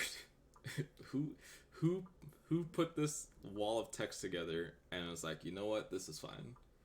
And There then aren't many cards I've seen in Digimon yet that I've been like, I don't know if this is the best design. This is one of those cards where I was like, you know what, this card's just not well designed. It's too good. yep, it is. It is essentially zero cost. Give one of your Digimon download 5. Download 5? Five. 5. We already talked about how that Argomon's just going to be an auto include 4 of in your green decks because it's free to evolve. This makes everything in green free to evolve. Everything. I don't think there's a single card this misses where that you still have to pay like a smidgen of memory. No, this is straight 0, evolve anything into anything. You could theoretically go from level 2 to level 6 in a single turn, paying like a handful of memory, maybe like 2 memory. If Like in one turn. If you're going second, if you're going second and you have 2 memory, you should be able to play any Mega straight up, I think. The good balance for literally only one turn is that the turn 1 turn, either going first or second, gets kind of checked is because you do have to suspend. That's kind of the only determining factor. But like, think about cards like Mimi or whatever. You get to play like an extra rookie in a turn for free, and then suspend to download or whatever. Man, that's just so much. But like, I don't understand why this card also needed a security check. Yeah, so we talked about the yellow cards too that don't have that ability to just add to your hand. This card should have been blank in the security box. If your opponent hit it, that needed to just go away. The fact that they always get this card, that's so much. How did this card cost 0? You'd still play this card if it cost 2 memory. You'd probably play it if it cost 3 memory. Probably. I mean, it's just advantage. Yeah, it's just free ramp. But being 0, I know it's probably a little early to talk about stuff like a ban list or a rotation, but I think this card's gonna be on it. Yeah, this is gonna be one of the first cards we talk about. Sarismon's probably up there on that list. Omnimon, obviously on that list of cards that you want to, in order to keep the game progressing and making new cards relevant and making sure your opponents make sure players aren't just doing the same thing over and over again. You need to check and balance cards like this, where I don't know if you remember the kind of blue purple Megazoo list that got top 16 on the Saturday event for Core TCG, the one we looked at, where it was like purple top end, blue kind of base, and then a bunch of megas. I think we look at this card and look at that build. Now replace all those blue cards with download green cards, replacing Hammerspark with this card and Lilithmon. If you play this with Lilithmon, you get to evolve any of your green dudes and gain 2 memory. What? That's so much advantage. It is a head spinner. Yeah, Docile saying that this is the stupidest card behind Hammerspark. I think this card is better than Hammerspark. I think this card's way stupider than Hammerspark. Hammerspark is stupid, that's all. Do not get me wrong. It's 1 and 2, just reverse. Yeah. Hammerspark does give you the better security check in that it activates and will likely just end your opponent's turn on the spot when it activates. You can play around that. You can't play around this. Your opponent just gets to do it all the time. The only way you play around this is by controlling their board state, but it's green, so green can just rebuild. Similar to how Omnimon is right now where it's like, how I don't want to play Omnimon. How am I going to beat Omnimon? I think it's going to be very similar, if not more polarizing with this card, where I don't want to play Hidden Potential Discovered, but how do I beat Hidden Potential Discovered? Mm-hmm. Yeah, this is one of those cards where if you're not building with it in mind, you're probably going to be in for a rough time. And that's whether you're building with the intent to play it or you're building with the intent to beat it, because you can't just play ignoring it. You can't ignore this card. No. Yeah, this is a And 100 at the end of the day, it's an uncommon. uncommon. This and Bancho Stingmon. Not even a rare. You couldn't even give this a gold border? Come on. Yeah. This should be a gold border. Yeah, this is one of those cards that if they ever do like an Astral Pack or an OTS kind of deal, instant alternate this art. This is the ultimate rare. Instant alternate art. Whenever they get the opportunity to make this card pretty, they're going to, and I think they're just going to be waiting until they get an option to do what they did for the first premium Bandai wave of things, where if you pre-ordered that box, you're going to get the set of English promos and the set of Japanese promos that include I think Flower Cannon's on there. I think Hammer Spark and Gaia Force are also there too. Yeah. You know what I'm saying, where it's just like, pay me $50, get an alt art version of this thing. I'll pay a lot of $50 in order to get all my alt art versions of this card. This is going to be one of those cards that you're going to need it until they tell you can no longer play it. Yeah, as long as this card is legal, it's a pillar of the format, whether you like it or not. Yep. Definitely one of the best cards in the game, printed. Period. I don't even know how we can continue after this card, but we're going to try. We have 2 cards left. Yep. Next card. The other Imperial Draymond, Dragon Moon.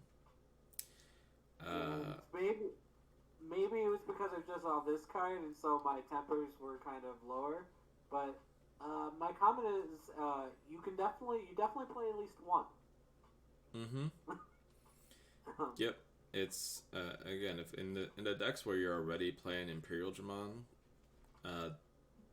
getting to play another Imperial Dramon with the same restrictions, as far as like Digivolutions go, you don't have to worry about playing anything else, like including a different color to make sure you can evolve into this guy, because it still evolves the exact same way. Still has 1200 DP, still 5 or 3 if you get the reduced cost, still 13 to play from hand. Still has piercing instead of jamming now. And then once per turn, when your opponent's Digimon is destroyed in battle with this Digimon, puts Digimon active. Getting to check out Digimon, clear the board and maintain a positive board state is one of the key pillars of this game. And then the other key pillar is making sure you can attack without the worry of blockers. I think that's we've talked about it again. The line of 1 to 2 security, play a blocker to kind of prolong the game.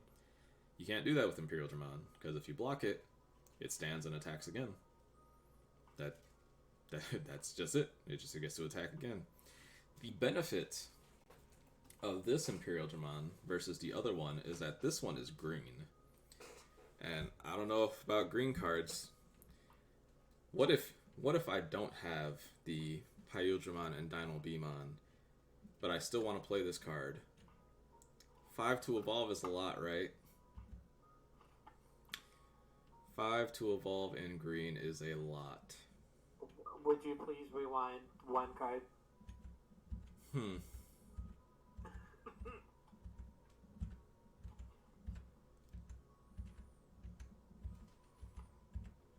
That's all I gotta say there.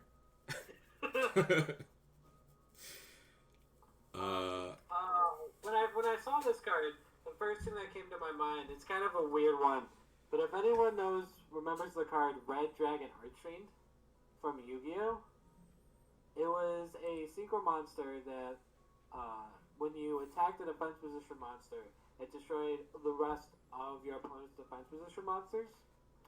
And it wasn't. It was never like a pillar of the format, but it was always good. You always played a Red Dragon Archfiend just because you can board wipe, and that's how I feel about the Imperial Draymon. You know, you play it, and every now and again you're just gonna kill four Digimon.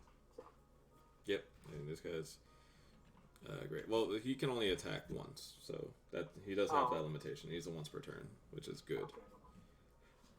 But if we want to destroy a couple of Digimon at one time, so next we have the last card on the list, and my comment is that we saved the best for last.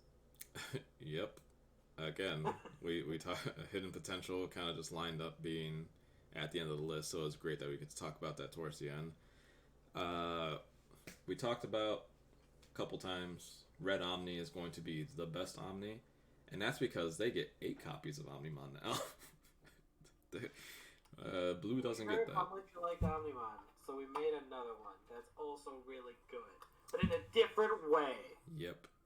We get more Omnimon in set 5. They've confirmed that there will be an Omnimon X antibody version. We have no idea what that's going to look like, but we know there will be more Omnimon coming down the line.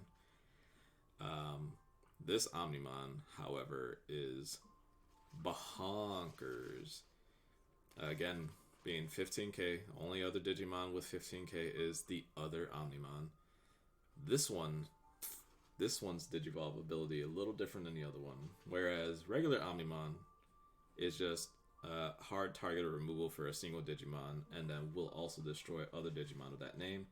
Easy to play around in most cases. You can just force your opponent to only get the one pop, which is kind of the balancing act with that. That's why Omnimon isn't unbeatable. It's just very hard to beat. This card, however, is a little different. Digivolve all of your opponent's Digimon won. So again, we talked about the Blitz Greymon and how Digivolve is the kind of tempo play to beating out other Omnimon plays. This one hits the whole board. So that's even better than Machine Dramon in that sense that it hits everything. On top of Digivolving, every Digimon with 5,000 or less DP after you did Digivolve just gets blown up. So that's every single blocker guaranteed. That's just about every single champion level Digimon. In some cases, there's ultimates that also die to this ability. So really, this card says if your opponent's Digimon isn't a Mega, it's almost guaranteed to die. That's better than Volcanodramon. It's more memory effective than Volcanodramon. Yeah, this card is nuts.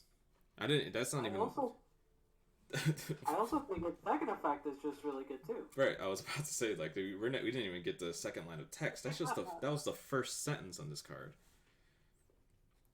But yeah, when attacking, this Digimon can't be blocked by returning the Mega that you evolved into it. So again, it has. I like this. They understand that they have different versions of this Digimon, and there's going to be a bunch of alternate. So I expect almost every iteration of Omnimon to follow this same kind of play. I think there's going to be a one Digivolve and one attack ability. I like that they give you that Omnimon feel, but it's so different, and it's so different in a really good way. Being able to not be blocked. This card is going to do exactly what you want it to do in a game, and that's finish it.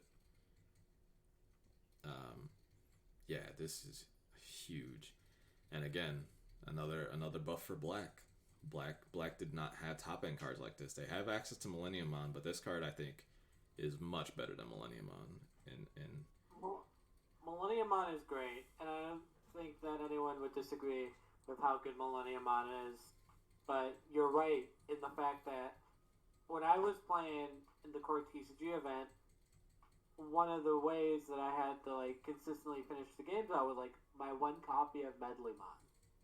And this card is like that, but it's been on steroids for 6 months. Yep. It basically has the same line of text that Metal Enemon does, but yeah, tacking on that super Volcanodramon ability.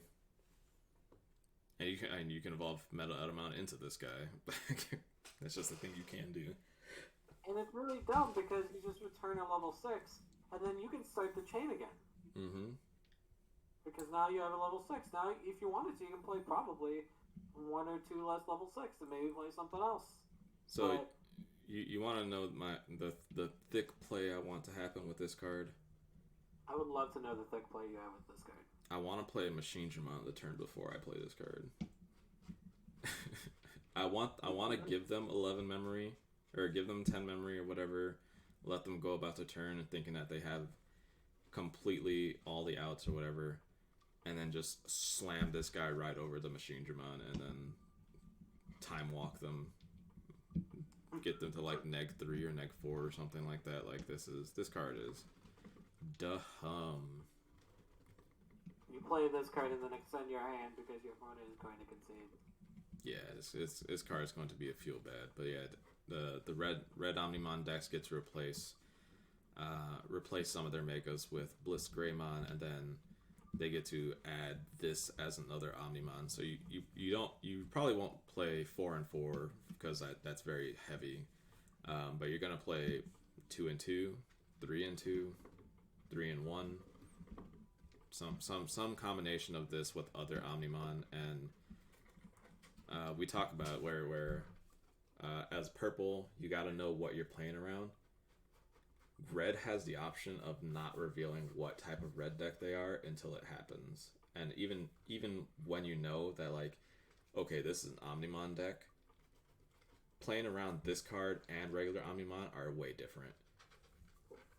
The purple play, when you go into red matchups, you play Piedmon and you bring back Devimon and Biomon, and that's because that line lets you play around Omnimon's deletion in play effect.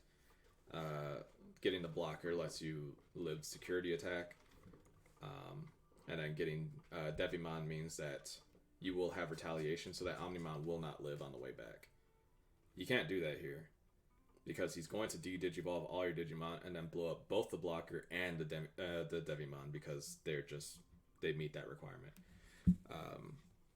I guess it doesn't actually. Valmon's 6k, so that's great. I just remember that Valmon lives to play. But I'd rather have that Devimon. I'm just saying, like, the Devimon in that play is the one that matters. The Valmon can block, but then it just dies. But then yeah, you gotta do something. What's up, Cubs United? What's up, Cubs? Coming towards the end of the podcast, but that's all good. That's what VODs are for. Nice to see you. That's true. Yeah, Alter S. Red Omni is going to be the Omni deck next set. I don't even think you think about it in blue anymore. So those were the 28 cards that we had lined up, ready to discuss. Mm-hmm. However, unless Bandai is crazy, which I don't think they are, there's going to be more than 28 cards inside 1.5. Yeah, yep. There's a lot of cards we did not get to talk about. So I'm gonna ask a question of the chat. Do y'all have any cards that maybe you want us to discuss? Maybe cards that you think might be inside 1.5 that are pretty interesting to you? I would love to know. For me, so I can learn. I would love to know. Yeah, if you guys have any cards that you're hyped about, we'll keep set 4 on the back burner. We'll talk about that maybe closer we get there. Yeah, Purple Metal Garurumon as a promo. I think we will get that. Yeah, let's talk about Malamyotismon. I think Malamyotismon's in this set.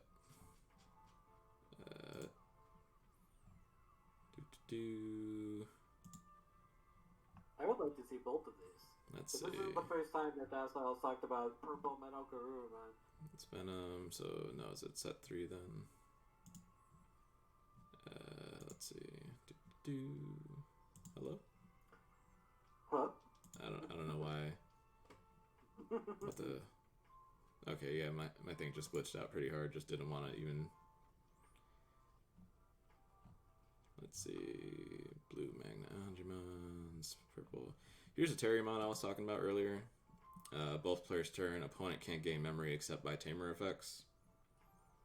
So very much like the Chumon, but we're talking about that for the Gargomon lineup. And then here's the Sarasmon art I was talking about, where now you can see that Sarasmon is by itself. We did talk a lot about black in this podcast, Cubs. Probably about 6 to 8 cards that we talked about were black. So yeah, a good amount of cards in here. Here we go. Here's the Malamyotismon.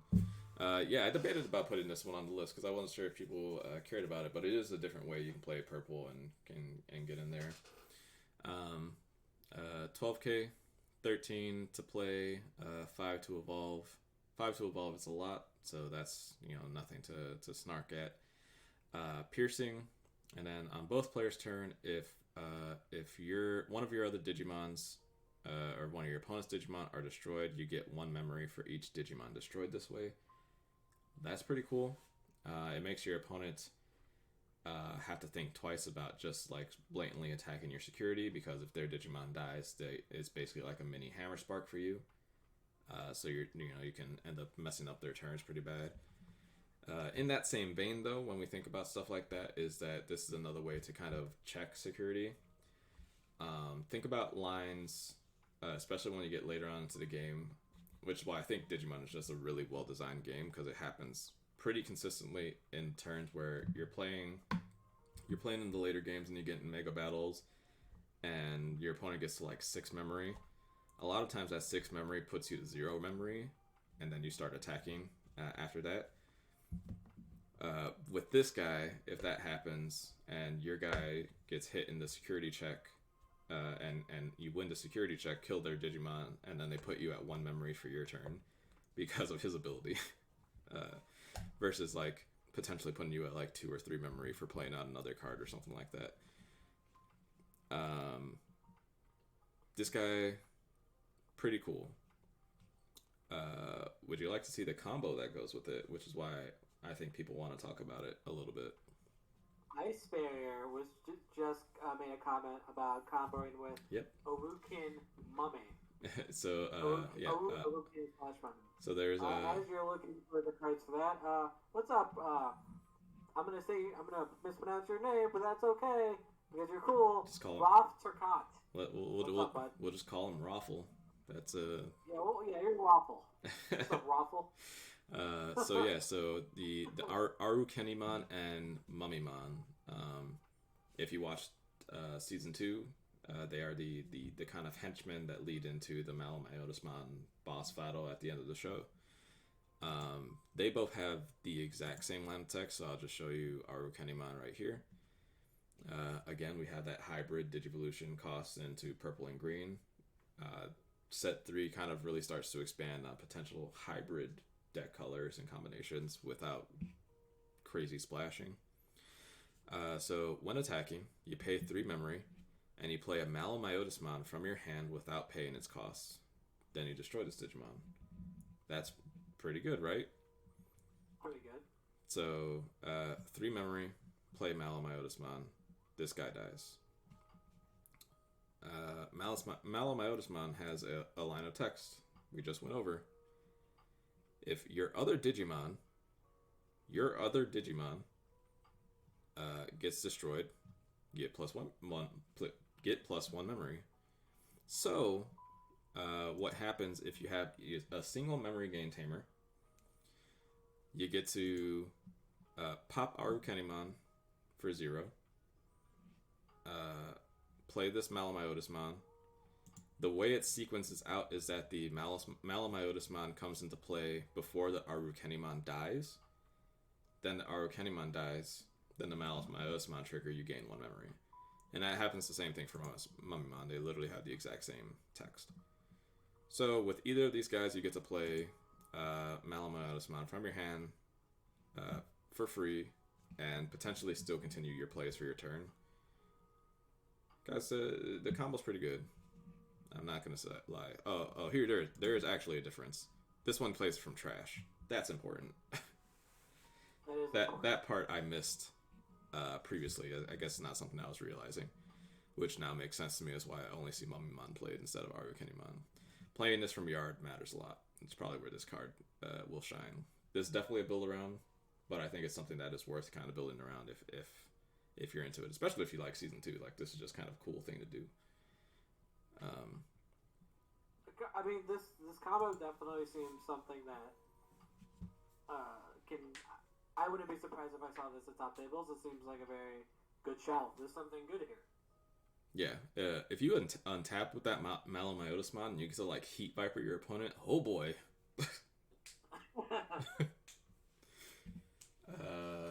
Yeah, cool. So,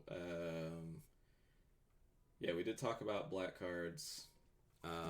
Let's see if there's any other kind of cards that I know exist, but decided against talking about. Ice Barrier wants to know if we have any thoughts about the security champions. Oh, I think those guys are pretty cool. I'm also wondering how I feel about those cards. Here's one, so I'll show it right here. Ankylomon. There is one of these for every single color, and they will be the box toppers for set 1.5. They all have the same ability. At the end of the battle, if this card was in security, you play it for free. So it has the generic security effect box on your option cards, but on Digimon. I believe Dragon Ball Super had a wave of cards that was like this as well. They were cards where if you use them to combo to buff your guys, you could then also play like 1 mana and then put them into play. Those guys were absurd for the same reasons that these cards will probably be absurd. And that's just a free body on board. Where these guys... these cards are yeah. I don't know if they're going to be auto-includes. There's gonna be decks where your champion lineup is worse than other decks. Mainly like when we think about like utilizing them. Sometimes champions just don't do anything, so maybe you just play champions that are cheap. I think if you're playing champions that are cheap, it is probably worth the kind of worst deck building option, because if you draw these guys, they're not going to feel good.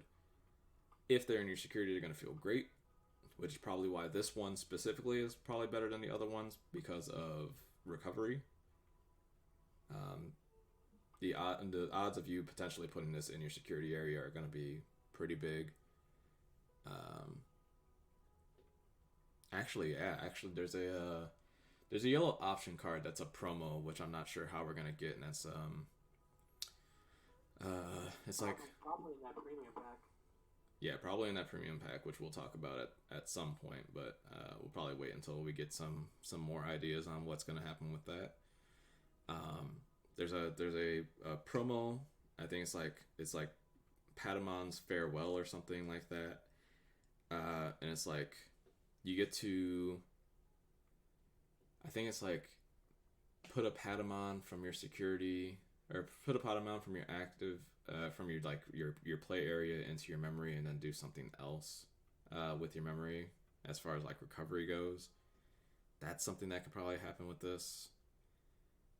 I might be thinking of that card completely wrong, but I'm pretty sure when I think of these security guys, I'm looking at yellow because they're probably just going to be the ones that can trigger it the most.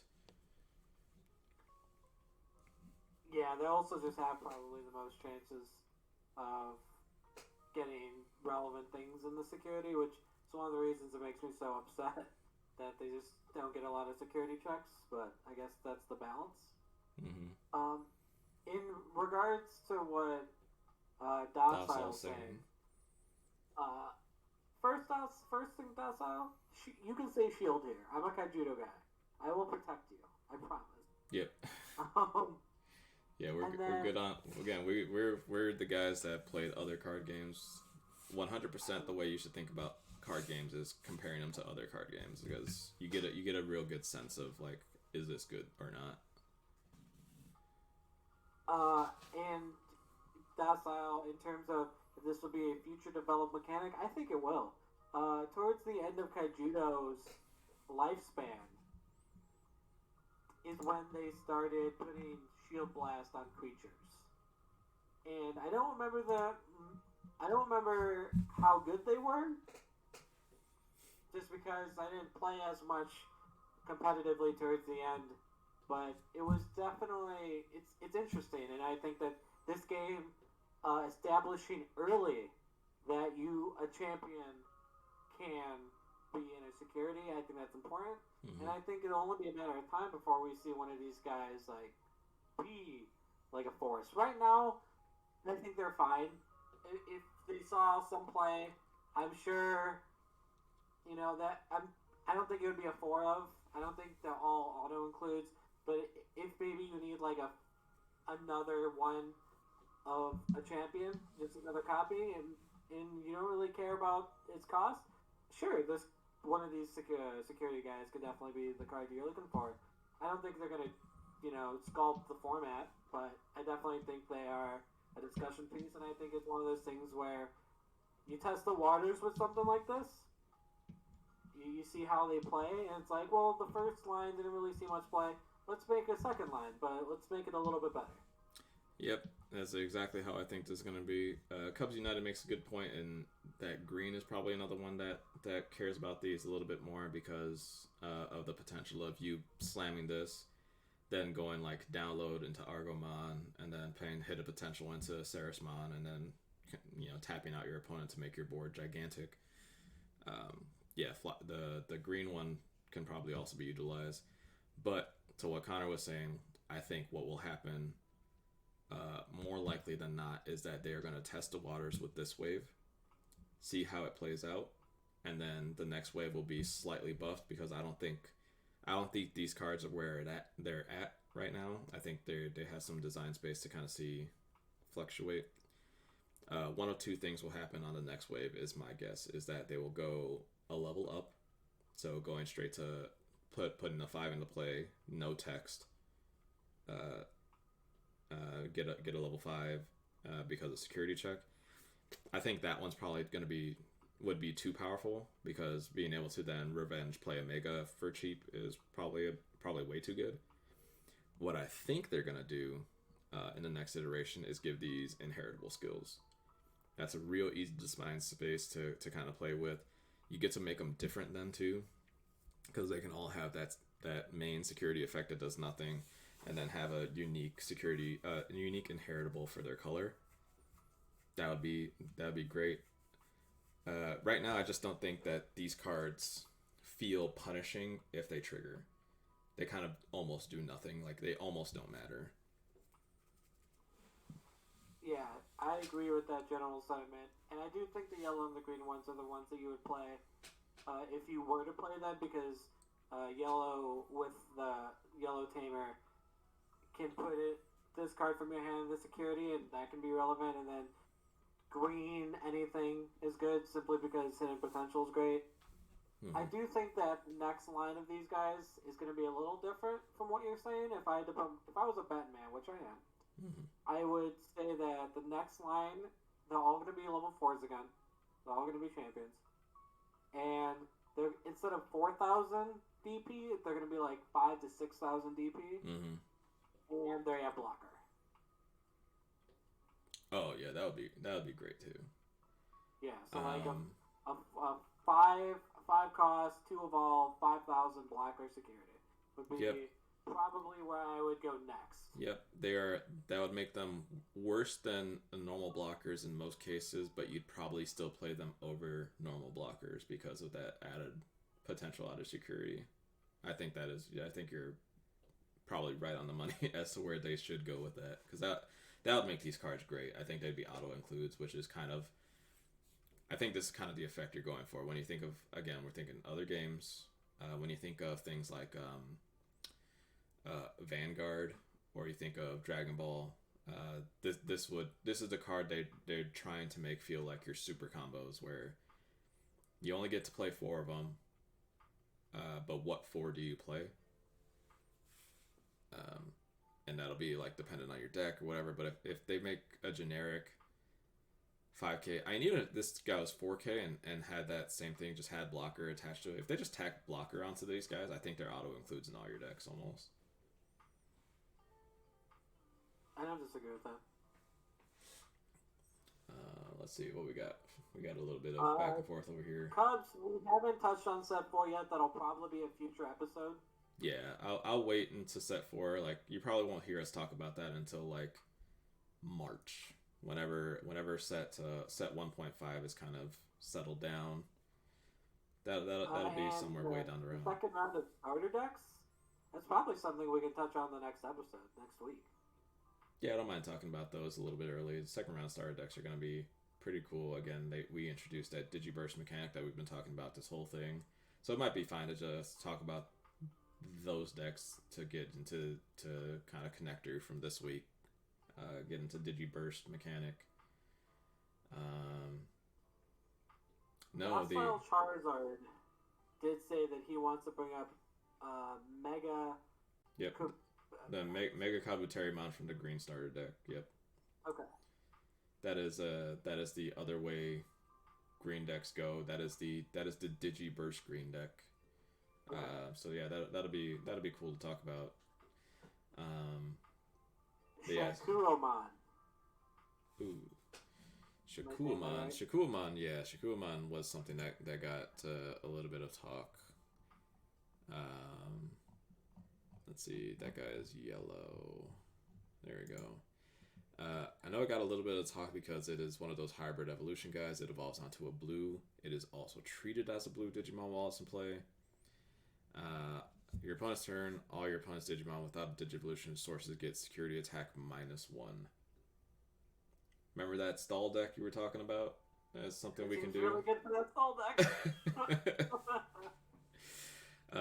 This again will also check the Digiburst mechanic because now your big 12K megas that did something might not do any like that just might be it. They might be 12K bodies on board that can't do anything. Yeah, that's a really good tech card. Now we just gotta figure out how this deck wins, and then we'll get to go. It probably wins by just tempoing out your opponent. Like this guy evolves into Kentaurismon. Like we already have this guy. This guy's just waiting to be busted. Like this card is waiting to be broken somewhere down the line. I don't know how you do it. Yeah, the Truth Champion Steven deck is good, but I think that's just like he took every good yellow card he could and put it into a deck, and that's it. Yeah. Yeah, 8 to hard drop. Honestly, not the worst. As somebody who spends most of his turns playing Chimeramon straight out of my hand, 8 isn't different from 7. Can confirm. But yeah, fog. That is a big fog. That's better than fog. That's like what's the there's that's like ghostly prison. It's ghostly prison, and it's like there's that what was that sideboard card that Jun played that gave all creatures like -1/-1? Oh, Curse of Nitrate or something. There's Curse of Deathhold, and there's the other one that gives all your guys, but it costs 4. I can't remember what that one's called. Yeah. But yeah, I know what you're talking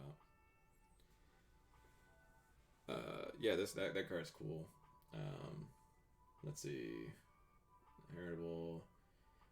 Yeah, Inheritable will probably be a little nutty. I do like Connor's idea of them having blocker. I think that's what's missing on those cards. Not talking about set 4 yet, not yet.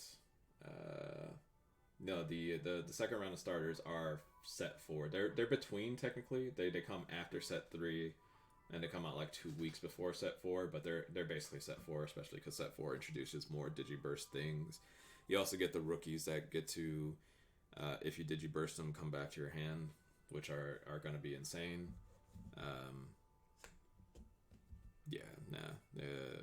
We'll talk about Digiburst a little later on, but yeah.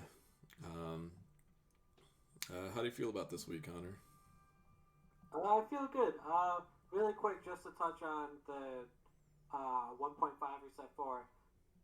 Set 1.5 releases in February of 2021, and the starter decks don't come out until 3 months after in May. Yeah. So there's definitely some delay between the two. Yeah. Whereas in Japan they came out a little bit before set 4. I believe for us they came out the same. They will come out when set 4 drops. I think it's like a week or something difference maybe, but I think they come out at the same time. And is set 4 in English going to come out at the same time as set 4 in like Japan? No, I think we're always going to be 2 or 3 sets behind. This game took a little bit of time to westernize comparatively to like other games. I don't think the initial plan. I think they wanted to see Japanese reactions before wasting their time on another Digimon game in America.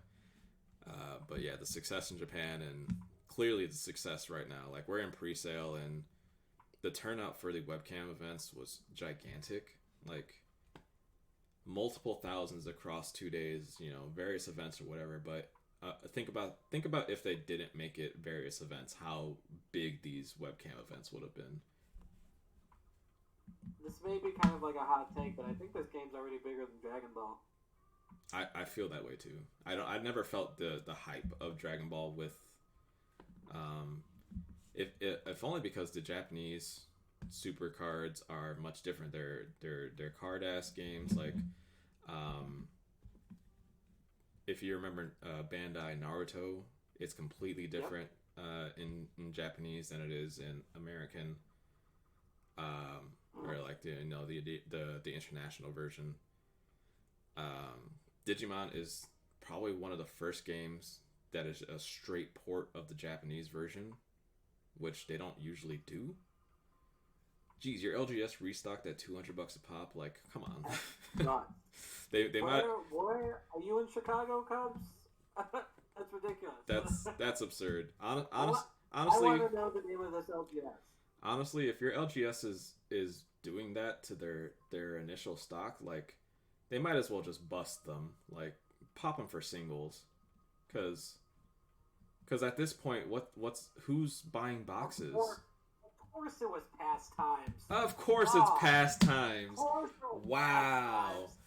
Oh, I'm so sorry, Cubs, that's your LGS, man. I feel so bad for you. That's a bummer. They moved into that mall and think they can do whatever the fuck they want. Oh my god, I have a lot of things I can say about pastimes, but I won't because I want to stay professional. Yeah, we have opinions. We are Chicago boys since relocated, but yeah, like at this point, if you already didn't get your boxes, like if you didn't get your product on the pre-sale the weekend, you may as well just wait till January. You've missed the window. The webcam events are over. They're done. So with the exception of the potential event that's going to be happening, what it was supposed to be next week, but I've heard no announcements of that so far. So I don't know if that's worth even talking about. I know that was a point that we were considering talking about for today, but I still have yet to hear anything about it. That 4K tournament from those guys that apparently ran a super tournament before in Vegas and it did really well, so now they're thinking about Digimon, blah blah. Fact of the matter is there are no events. There are none. If you don't live in Florida and frequent pro play games, you're not playing Digimon events. It's just not happening. So in what world do you need to bust open a sealed box for $200 for a chance at things when like people are selling singles? Like singles are juiced too. I'm not gonna say they're not. Like if you want an Omnimon, like you're gonna be spending money. If you want Bialsamon, you want Piedmon and stuff like that. Like I honestly, I'm gonna apologize right now.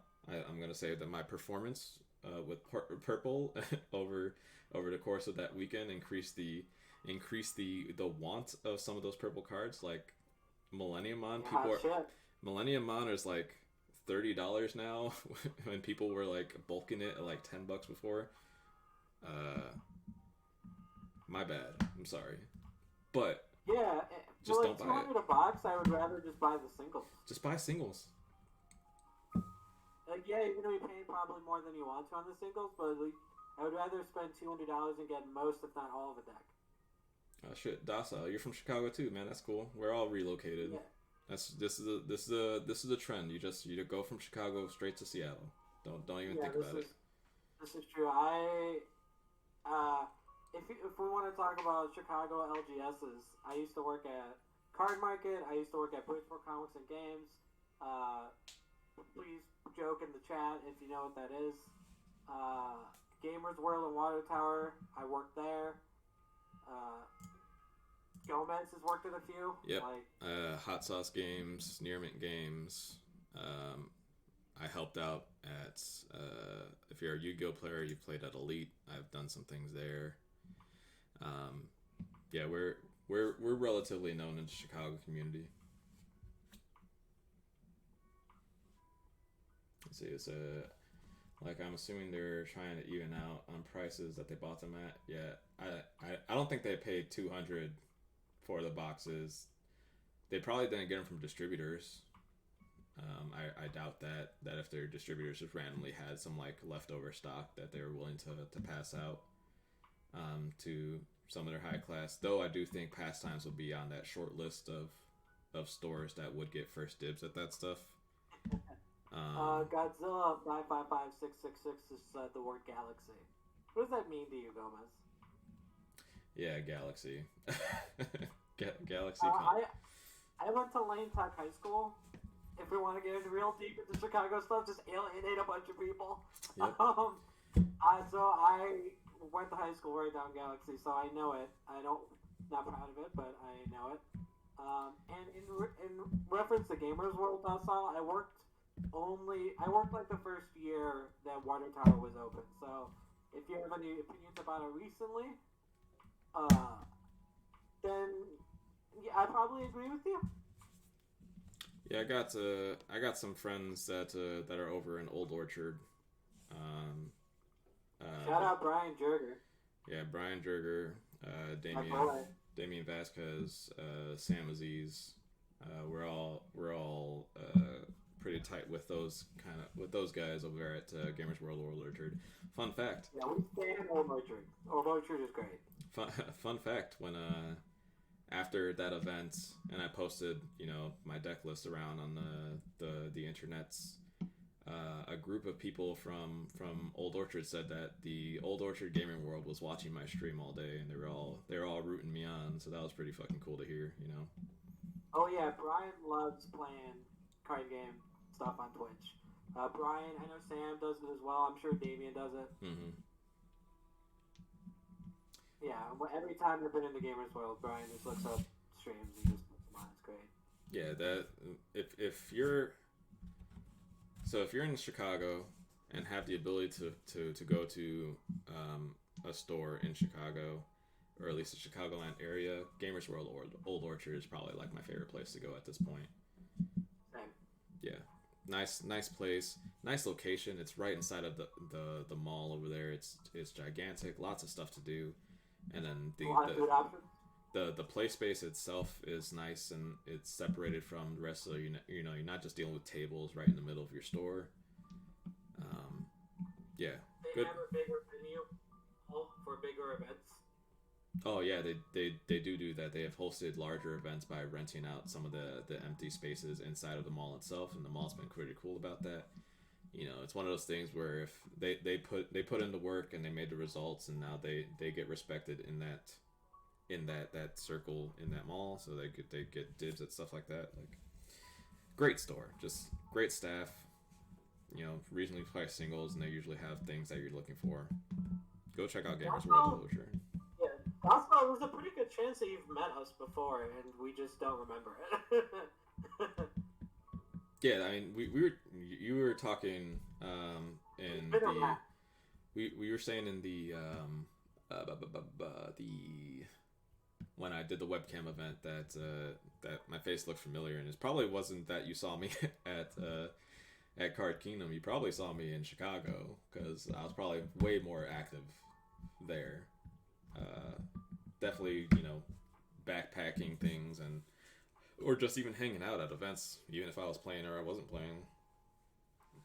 You know, half of the time when I go to Chicago, it's just to go to card shops and hang out with my friends again. Yeah, played Yu-Gi-Oh. Yeah, you've almost certainly met me at a Yu-Gi-Oh event. Yu-Gi-Oh, Magic. I mean, I've God, the amount of games that I've played to some degree is ridiculous.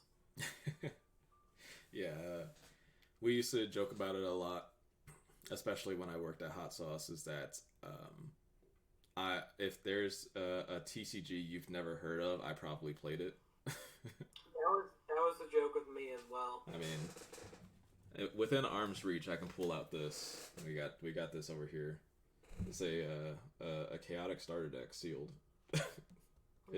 It's literally arm's length from my computer. I have a Kaijudo starter deck. Wait, as well. I have. Yeah, Pokemon's great. It was great. I don't know if it's great right now. I'm following it recently, but yeah, like Pokemon, Kaijudo, Magic.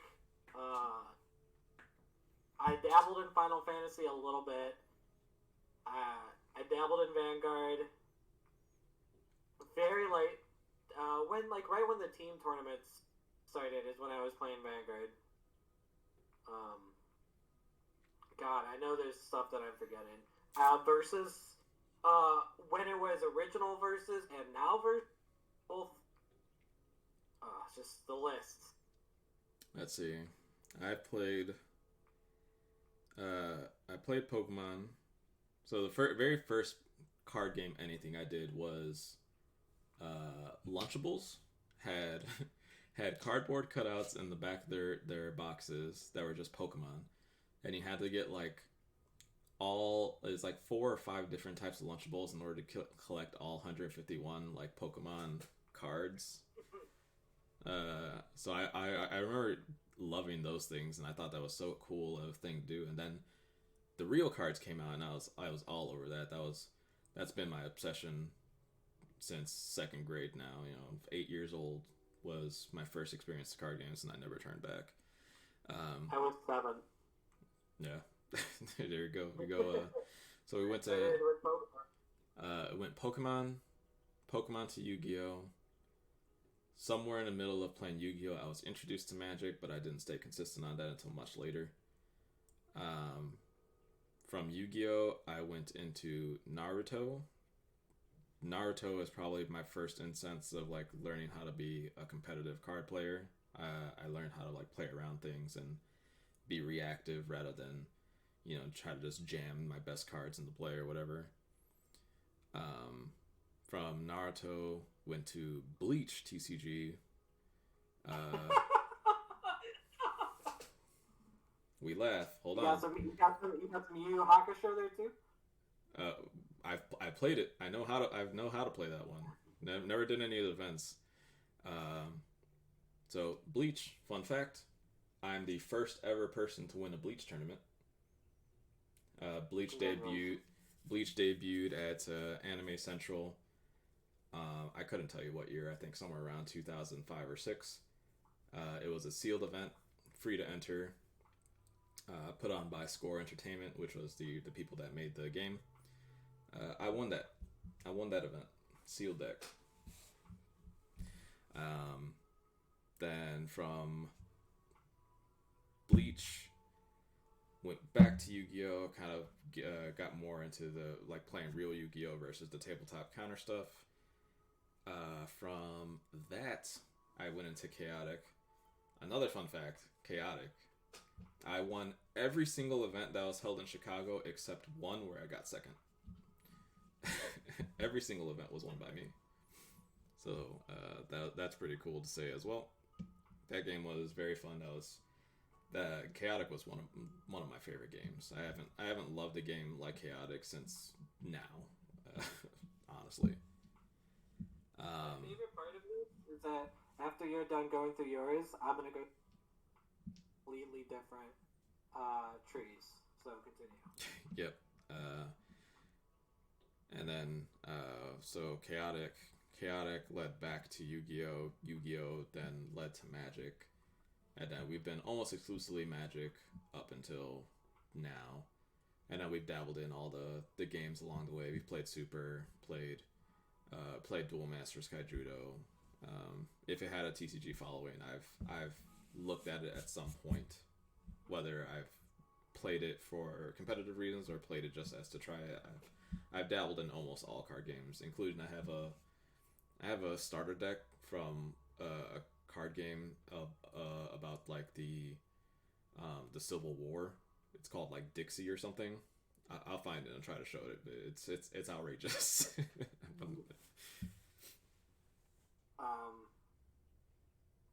Can I go into my trick? Oh yeah, go ahead. I'm done. Okay, cool. So very much like Gomez, me and Gomez started the same. I started with Pokemon when I was 7. Went into Yu-Gi-Oh for a long time. Hold on. Let me stop you for 1 second before I lose track, just in case.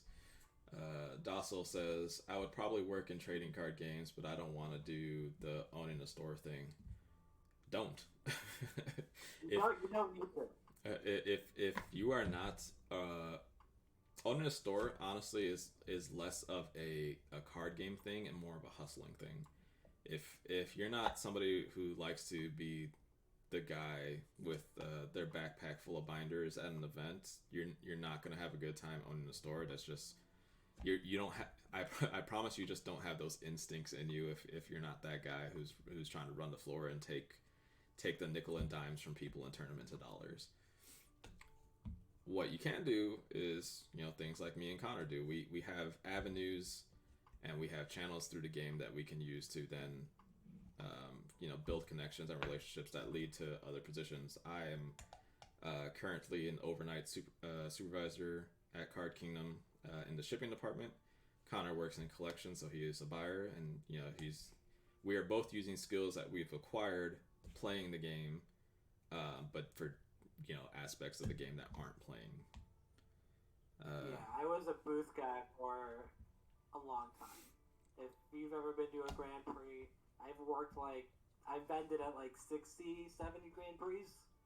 Like, I'm a guy behind the booth, and then I was looking to make a change, and I was only doing booth stuff at the time, and Gomez was like, we're hiring her. And I was like, yeah, I could move to Seattle. Yeah.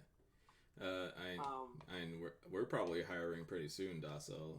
We probably won't be hiring right now, but I would definitely check into Card Kingdom, Mox Boarding House in early January through February, because that's when we kind of will start rebuilding and working on the 2021 year. Right now, there's usually a hiring freeze around now to save on finances and all that stuff, but we got a lot of changes coming on. A lot of work needs to be done, so I imagine Card Kingdom will be hiring pretty soon. In a lot of different departments. A lot. But sorry to cut you off. Please continue. So started with Pokemon. Went into Yu-Gi-Oh. During the Yu-Gi-Oh phase, I started playing Versus, the original iteration. Which, fun fact, my first top at an event, local, regional, whatever, was in Versus. I topped the locals in Versus, and that was my first top cut. That's what's up. Yeah, I was playing, I'm pretty sure I was playing Batman. But yeah, in Versus, dabbled in Magic along the way, but the Magic community was always put into Yu-Gi-Oh players. Yep. And so I never really felt comfortable. Yep. Same thing. So I kind of just stayed in Yu-Gi-Oh. I knew from when I was 10 that I wanted to work in the business. If you asked me when I was 10 what I wanted to do when I was older, I would say own a bookstore. Yep. I would like to own a store still, and I would kind of want to be like an eclectic nerd store where I just buy cool shit and sell cool shit.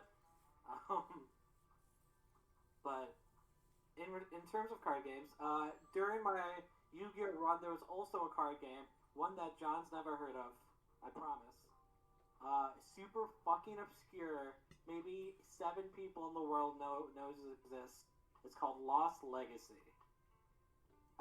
If you've ever played Duelist of the Roses, it was like that in physical form, and it was like my favorite for a long time. It was my favorite card game, even though I never played it because no one knew what it was. But just the idea of it really got me going, and so there was that. Then Magic became kind of like my card game after I started because when you get into the business, in some way, shape, or form, it all comes back to Magic. Yeah. I think John would agree that statement. Yep. But when I started working at a Yu-Gi-Oh store, they needed a Magic guy, and I want to stay in this business, so I started playing. I started learning Magic. Mm-hmm. Type in Lost Legacy card game. Lost Legacy card game. Yeah, you might even have to say like Lost Legacy card game Chicago or something, but it's gonna be tricky to find. I promise you that. So this yeah, thing? and then along my just like kind of the more incidental stuff, I played Vanguard. I was playing Angel Feathers when the team tournament scene started, and the store that I was working at the time was one of the biggest stores, if not the store in the Midwest, for Cards by Vanguard. And so I played in that. I almost got an invitation to the regionals, just on a whim, which is the best part. I wasn't even trying. If our third guy didn't suck chode,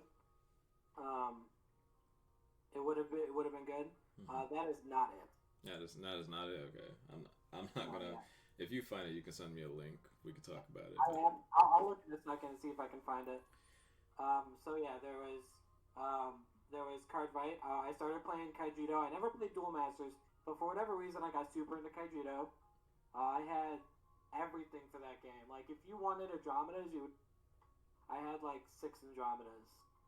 Like, I was the guy. I had everything. Mm-hmm. And then I was more like the guy in the smoky room with the cards in Kaijudo rather than like the guy who played at the table, but I had it. And then I played Versus again, and then they didn't support it again, so I stopped playing it, sadly. But Yeah. The new Versus was great. I dabbled in Final Fantasy. I dabbled in Argent Saga. I forgot that game existed. I learned how to play Legend of the Five Rings. Poop. I learned how to play Redakai. Shout out. Oh yeah, So the 2 really obscure card games on my list are Redakai and Huntic. I don't know if you know what that one is. Huntic, I've never heard of Huntic. There is a cartoon show on Fox, and it was basically like explorers, like good guys and bad guys, and then they controlled like stones, and inside of the stones would be like different, ancient creatures or whatever inside of these stones, and you would basically summon them. And the point of the game was to complete a series of tasks. So before the game would start, you would flip up a random scenario, build the board to play out the scenario, and then you won if you were the good players. You won if you completed the scenario. You were a bad player if you stopped the scenario from being completed. So it was super convoluted. It was shown as a TCG, but it was more like that game needed to be a deck builder. But and then God, there's another game. It just came to my mind that I remembered that I tried. Crap. Where'd it go in my head? I'll get it back. Yes, Ice Spirit. There is a Hunted card game. They have pretty cool cards. I actually recently saw the starters somewhere for cheap. I can't remember where, but That's what it was. in my possession. I'm sorry to interrupt you, but You're I good. needed to. I need to say it before I forget. The Teen Titan card game. I own the 2-player starter deck for that. Oh, we need to play that. I'll see if I have it here. If I need to get it sent. But I did just send Gomez the link to Lost Legacy. I don't know if he's pulled it up yet. I have it. I have it up. I just want. They had 6 sets for, or they had 2 sets and the third set got canceled for Huntic. Let's look at some of the promotional cards.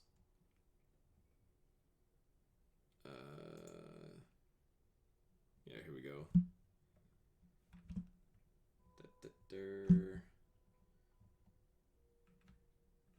So it goes. There's a good deck and a bad deck. This goes into your good deck. Has attack and defense, hero type, type of card, promo, blah, blah, blah, and then what it does. To the rescue, in round 5 or later, you can move up 3 zones. No context, you have no idea what that card does, but basically everything was like this. You'd have rows, and you have to navigate. Basically, this game board played like you were traveling through ruins. Like you were an explorer, basically. And yeah, you get into scenarios, and you got to try and beat the scenarios. Huntic. But yeah, let's we do have this Lost Legacy pulled up, and look at that. We got gameplay videos, rules tutorial. Let's. So how this game worked is that there was I want to say a 8x8 board, and there was some. I know they changed it a few times, but you basically had heroes, which are like the things with 55/50 attack there, and you played them face up, and they moved around the board. You could also play things face down.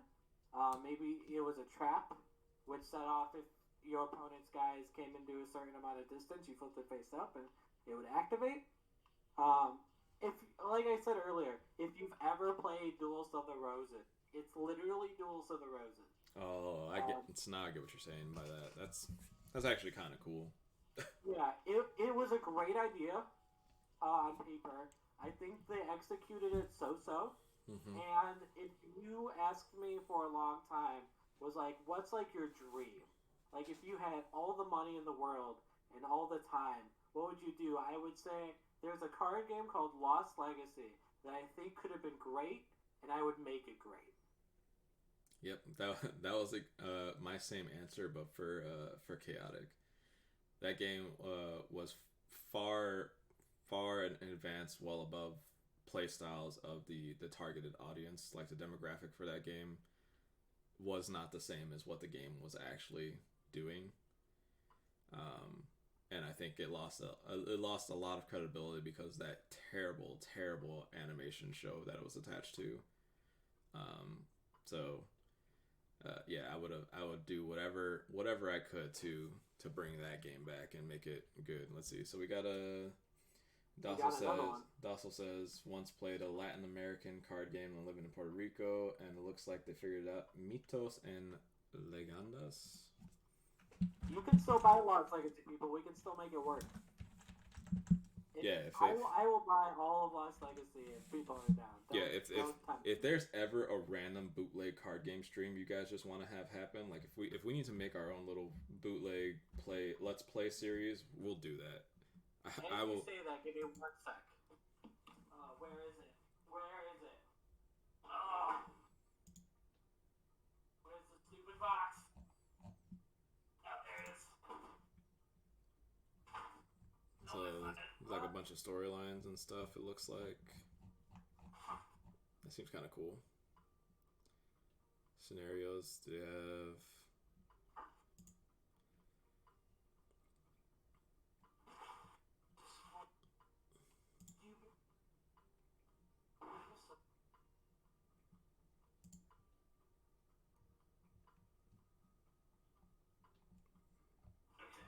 I think this is the box. I'm coming in.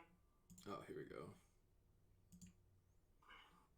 There we go. Ooh. Oh, geez, these cards look busted. Look at this thing. Oh, that thing looks cool. Yo, what the fuck is this? Docile, talk to me about this. This looks great. Yeah, Myth and Legends, yeah. So, one of the sweet things of my job is because Card Kingdom only deals in Magic, anytime we randomly get non-Magic stuff, it just kind of sits there. For example, this is a bunch of non-Magic stuff that they didn't want. And so it came to me. And so I have a bunch of card games. Most notably, I have this card game called Magi Nation. Oh, Magi Nation. Magi Nation is again another Fox cartoon that kind of just got blown out. I think I have multiple decks because there's a bunch of stuff here. I have this card game called Nightfall. I have a bunch of World of Warcraft stuff in here. It's a card game. But I did play Hearthstone. Hearthstone's pretty sweet. Yeah, Hearthstone's sweet. I have Superhero Squad Online.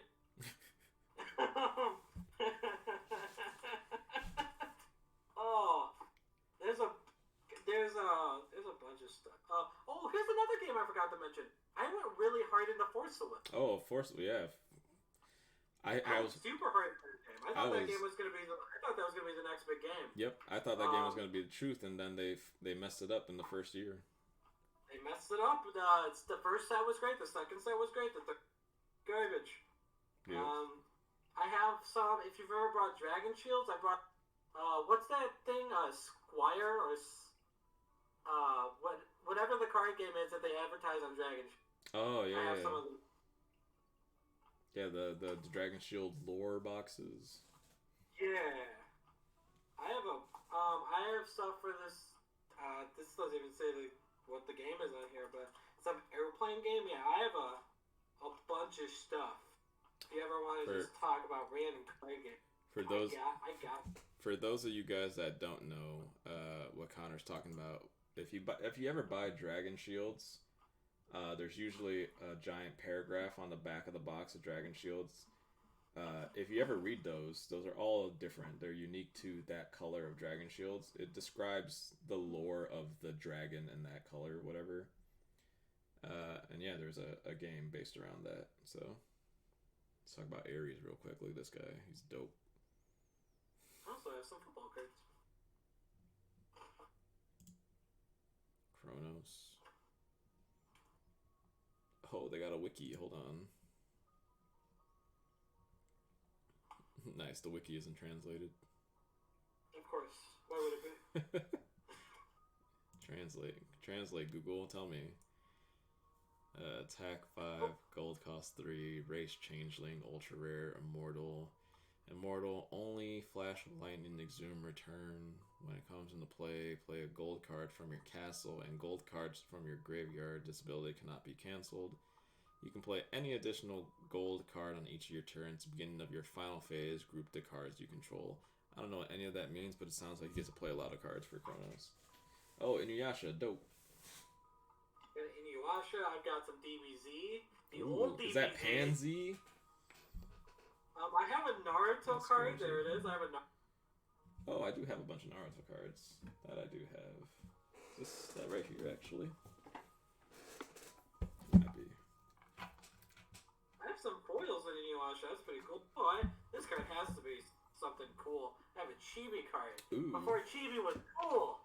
Yeah, those are usually promo pack type deals. Hold on. Let's see. I have some Kaijudo stuff, obviously. I always have Kaijudo stuff. I have a Fibro that's pretty tightly packed with all my other stuff that it'd just be too much work to pull out, but I could do this stuff too. Speaking of Kaijudo, I have some Duel Masters also. Dope. So I got the best of both. But yeah, so Gomez and I just fuck with trading card games, so if you have something or if you want us to look something up, I would be so just buy like fucking 5 starter decks from just completely Oh hell yeah, absolutely! I'm down to play anything. Me and Connor are known degenerates. We'll spend our money on useless things if it's for the bait. Yeah. Yeah. So I guess right before. I guess we're gonna get close to kind of wrapping this thing up. So thank you guys for coming, first of all. But last point I did want to touch on. Again, we talked about the potential of this happening.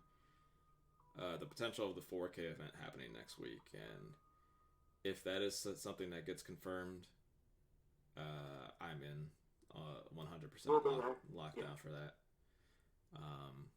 We'll almost assuredly be playing purple. Not even a question in my mind. But yeah, if that is something that happens, not only is that just going to be, a fun thing to be doing, but that's going to be so huge that this game has built up that much commotion that pre-sale we're getting somebody who wants to host an event like this. I think what they're realistically going to do is going to wait until end of January until the actual set drops. They may even wait for set 1.5 if they really want it to happen that way, but I think if they want more people to play in this, the better. So they might just want to hold off until the actual set releases.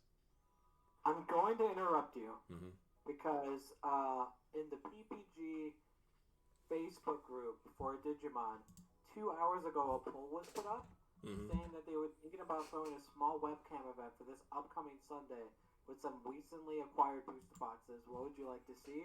And there are currently 54 votes for a $10 entry for 3 boxes. For a 3-box tournament. So we might have something this Sunday. Let's see. So you said for the PPG. Yep.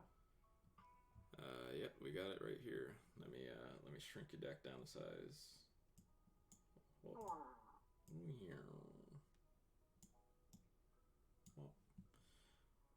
cool. Bring this up. Stop it. So here we go. George Machado is the owner of Pro Play Games, thinking of throwing a small webcam event this upcoming Sunday for some recently acquired boosters. So this goes back into the pastimes thing. It looks like there was a small additional wave of things, and they're probably just letting bigger distributors or bigger sellers get access to those things. So yeah, so I'm gonna click this box right here, $10 entry, 3-box tournament. Yeah, small webcam event this Saturday. That would be dope. Or Sunday. Sunday's even better sometimes. Might get a little cramped for me because I got something pretty important happening on Sunday. But if I can, I can. But yeah, this will be great. Even something like this. These webcam events they're almost assuredly the future. Like, they're really good. I thought they were going to be much harder than they were to be functionally a thing, but we saw all weekend. I don't think any of those events had any issues.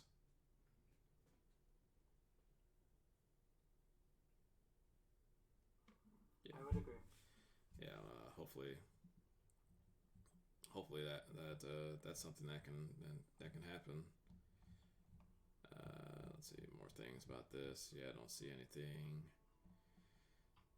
By the way, we appreciate everyone sticking around. I know we haven't been really talking about. Oh yeah, the last hour. We've been rambling. The fact that everyone gets super excited about other card games, yeah, we can talk about Digimon for an hour and a half, 2 hours every Monday, and I'm sure Gomez and I would be super happy about that. If y'all want to talk about some random stuff. Yeah, we are boys. The fact that after it basically happened after this, the actual podcast happened, just this last 50 minutes has been almost filler as far as podcasts go, but it was also the point where we had the most viewers. We had 8 people watching pretty consistently for the last 30 minutes, and we've just been talking about this. I think this things that people don't talk about a lot is that we played other games. I'm not trying to just be typecasted into things because I haven't been that way at all. I have different interests and you guys have different interests, so I think it only makes sense to talk about shared interests. Like we're building a community here. Like Docile Charizard, Ice Barrier, Cubs United. You guys are my boys. You guys show up when we need you, and I appreciate you guys. So I look forward to you guys constantly coming in here, joining in the chat when possible. You know, let's talk. Let's have conversations.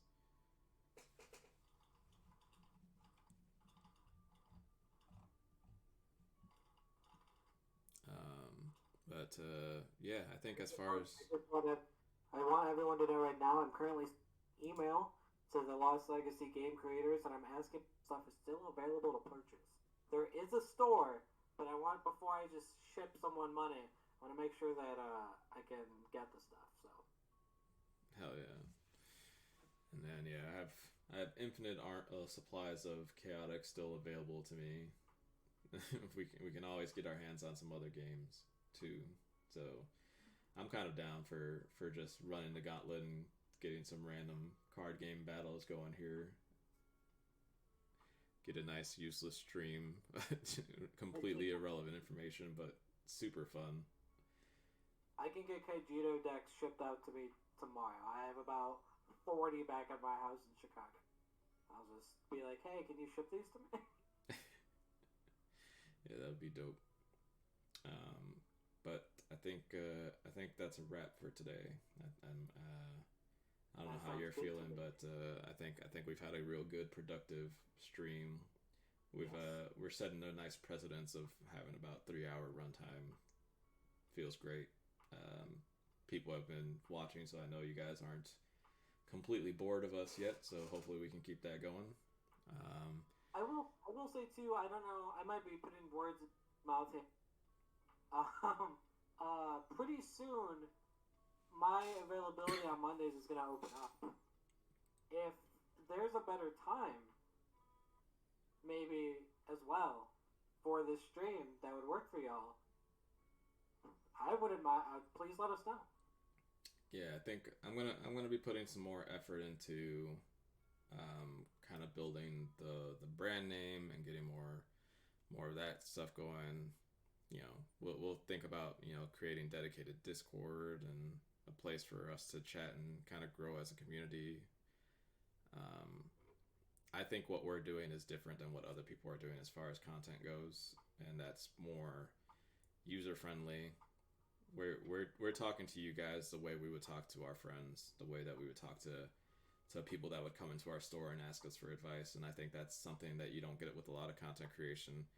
Again, we've talked about this with the True Champion Steven content. His content's good. I'm not gonna knock it. I watch it because I mean it helped me. Like, I'm not saying that, but there's a big controversy with the whole pro play games, like pay to win strategy, where it's like I don't want to pay $5 for Patreon content, but like what they're doing makes a lot of sense. True Champion Steven's content is the same but different in a sense that he is still blocking off information for competitive advantage. I don't care about that shit. I can give a flying fuck about making sure that I have a slight edge over players, because honestly, good players are going to come up to those solutions anyway. It's not going to be a secret. You guys are going to get the same info and sources that I'm going to have, that Connor's going to have. It all exists. We can all see it. So the only thing we get from withholding it is, withholding it. Like, that doesn't provide anything to you. That doesn't make you want to be entertained, and doesn't make you want to watch. Like, I would much rather get people in here and get a 10 viewer stream the day before an event, because like, well, here's the 55 cards I'm running tomorrow. Let's talk about it. Versus some clickbaity thing that's completely dependent on if I did well the day before. Nah, that's not how I want to go about things. Yeah, the content that we're putting out here, this is the content that we want to make. It's very open. We're not hiding behind paywalls. We're not hiding behind articles where we talk about what decks that we think are good and then play something completely different. Oh my god. which I've seen all too often. And that's in every game. Every game does it. Every game is guilty of. So many people who like are seen as like pillars of the community do it regularly. And I get it. I'm not gonna knock the hustle. Like sure, but like that's not how I've ever wanted to do it. I'm not a secrets guy. If I think something is good, then I'm gonna tell you I think it's good. I might be wrong, but that's fine. Like, And that's the part I want. If I'm wrong, I want you guys to tell me I'm wrong and why. Because you may save me the hassle of wasting my time on something. I I am extremely guilty of reading cards wrong all the time. All the time. So if I can see something, I get real hype about it, and then I start brewing and be like, "Oh man, I want to do this." But like John, that doesn't work on your turn. That's only on your opponent's turn. So that line you're discussing doesn't work. And be like, "Well, fuck." That gotta I start. preface the beginning of this whole podcast, the very beginning of this podcast. I said that I am gonna come in with my takes, and they might be wrong, and that John was going to explain to me why they were. Yeah. Yeah. And like I'm secure in the fact that I can be wrong, and I think that's an important thing. And just at the end of the day, it's all just about enjoying the games that we play. Yeah. And I think people often get too caught up in the grind, and there's a fucking kind of like weird aura, around the grind and about putting time in, and it's just all so bull. Mm-hmm. Like, I just want to play. I want to have fun. I want to win. I'm super competitive. I want to win just as much as anyone else that's on that player roster. But I also just want to have a good time. That's why I stopped playing Pokemon competitively. I was going to regional for like 4 months straight. I was meeting some people. I'm friends with Will Jenkins on Facebook, if that matters to anyone in this chat. He's super cool. He's a nice guy. But yeah, and then it's I was doing it, and then it just stopped being fun. Yeah. And so instead of pulling my hair out, I was like, back. It's not working out right now mentally for my headspace, and I got lost in the grind, and I feel like I don't want to get lost. Thrive with friends, and it's you know Magic is especially. I apologize if I'm rambling here, but like Magic, especially with this issue, there's been so many times where I've been super excited about, wanting to play test for a tournament, and then maybe I come in with a brew, or I come in with like, hey, how's this card, as like kind of a tech for the weekend, because this deck is going to be good, and this card's really good against this, and I think I can, catch people off guard. And the instant response, and we touched on this earlier, is that that card's bad. And it's like, well, let's talk about it a little bit. Let's play test. And they're like, oh, that card's just bad. And it's like that's not the kind of community I want to foster. No. Yeah, Magic. Magic. I would say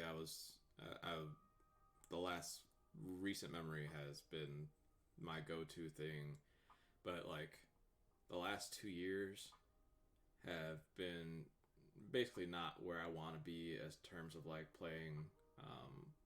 I was a person that loved Legacy as a format, so to see that right before COVID, they're basically gonna remove Legacy as a competitive format from Magic was a deterrent for me. Even being in Seattle and having the ability to play more Legacy than other players in the nation, yeah, the appeal is just it's lost for me. The cards they make now are just I never wanted to be in a place where like you have to buy these new cards in order to play, and that's what Magic has become. They've taken kind of that Yu-Gi-Oh approach to reprints, even just like it's just so much, Yeah. and a You lot of definitely it, don't want to admit it. yeah, it's just it is not the Magic I enjoy playing. If they're doing Yu-Gi-Oh things, they're not doing Yu-Gi-Oh things as good as Yu-Gi-Oh, which is like I'd rather just be playing Yu-Gi-Oh at that point. But Yeah, I don't want to do until that either. Digimon came out, I was like, Magic sucks. Pokemon is whatever.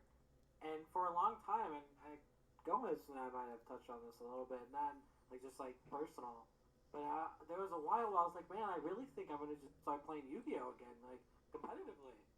And then Digimon happened, and I didn't need to do that. Nope. But, Yeah, I got real close. We were dabbling.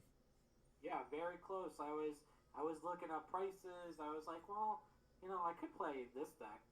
Totally Awesome did come back to 3. Last time I played Yu-Gi-Oh, Paleos were really good.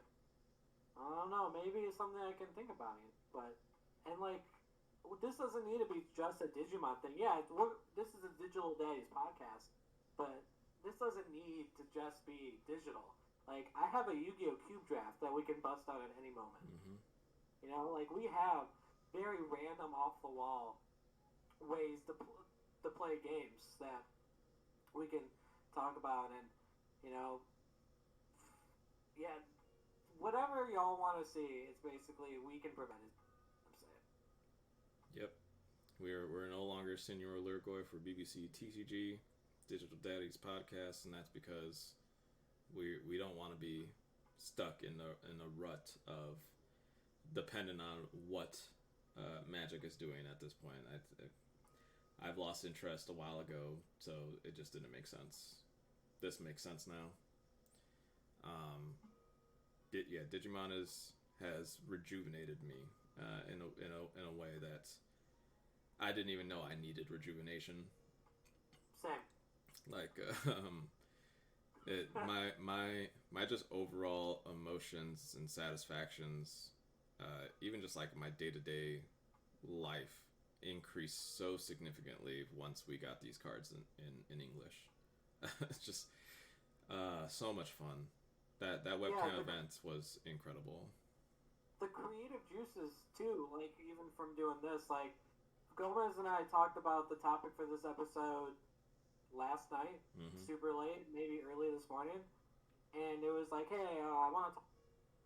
And I was like, cool, I'll do some research. And then Gomez was kind enough to send me the presentation early so I knew what we were talking. And the minute I saw the presentation, during lunch today, I was like, what are some observations I could make about this? And I just made a list. And, like, that's so invigorating to be able to do again. Yeah. Because I haven't really thought about talking about games like this since Yu-Gi-Oh! But way back when. I'm not going to say the name of the channel, because I don't need to say it just yet.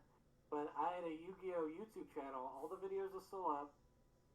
And I would just talk about Yu-Gi-Oh! And that was so much fun. And, and then I started playing Magic, and I just kind of stopped doing it. But to just be able to, like, get those kind of juices pumping again is just awesome. Yeah. It's great. It feels great.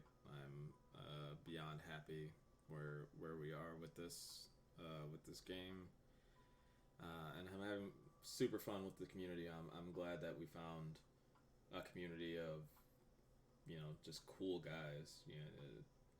We got the 3 in the chat participating, but we got 5 viewers, and we've had some peak views and stuff like that. So like people are watching, and we're gaining more and more followers every time we do it.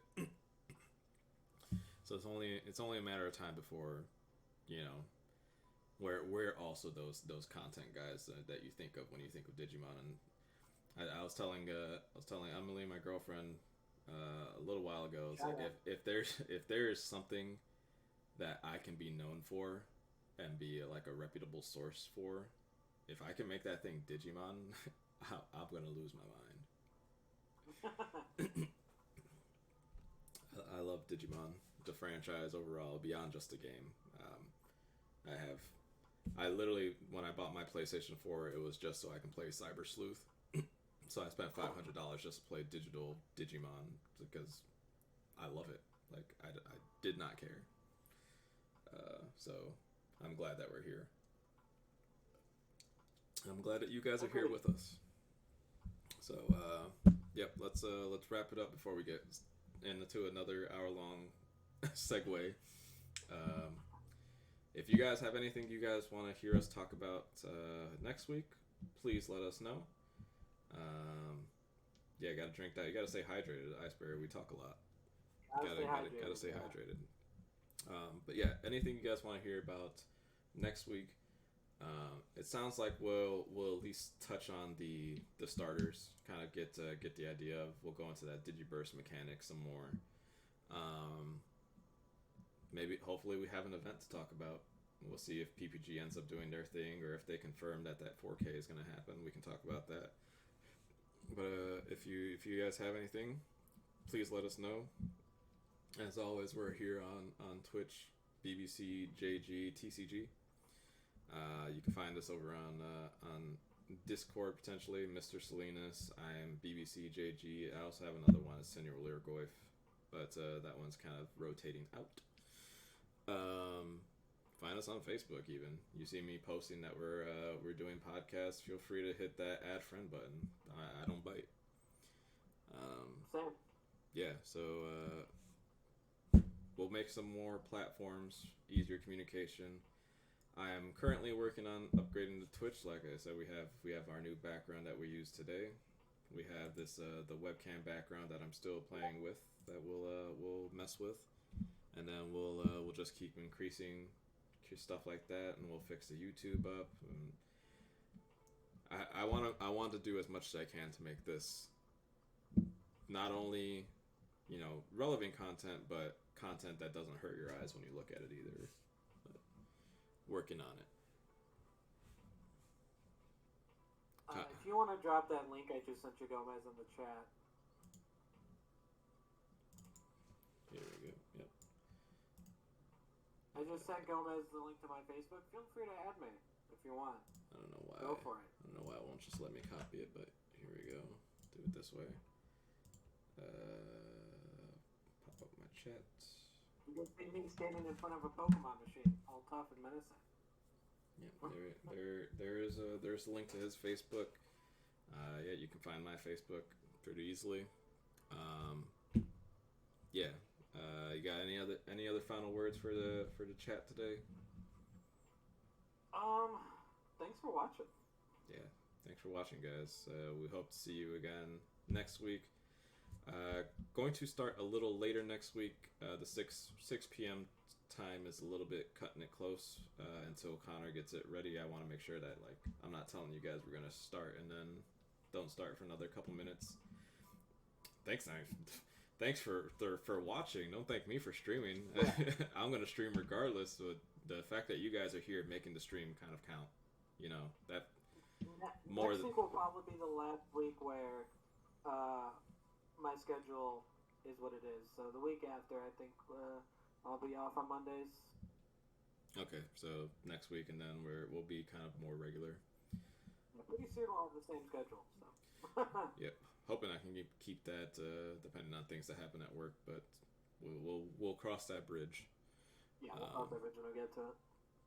But yeah, thanks again, guys, for being here, and we hope to see you again. If not earlier this week, then definitely next Monday. I'm going to try and figure out a way I can toss in another stream. If I know I'm going to stream, I'll post about it. I have a pretty extended weekend coming up this week, and I would love to get something going as far as games, even if I'm just playing some video games that are Digimon related and people can join in on. That'll be great. But I'll figure that out, and I'll let you know. Post about it a day early. That way everybody's in the loop and ready to go. But until that happens, we will see you guys next time. Peace.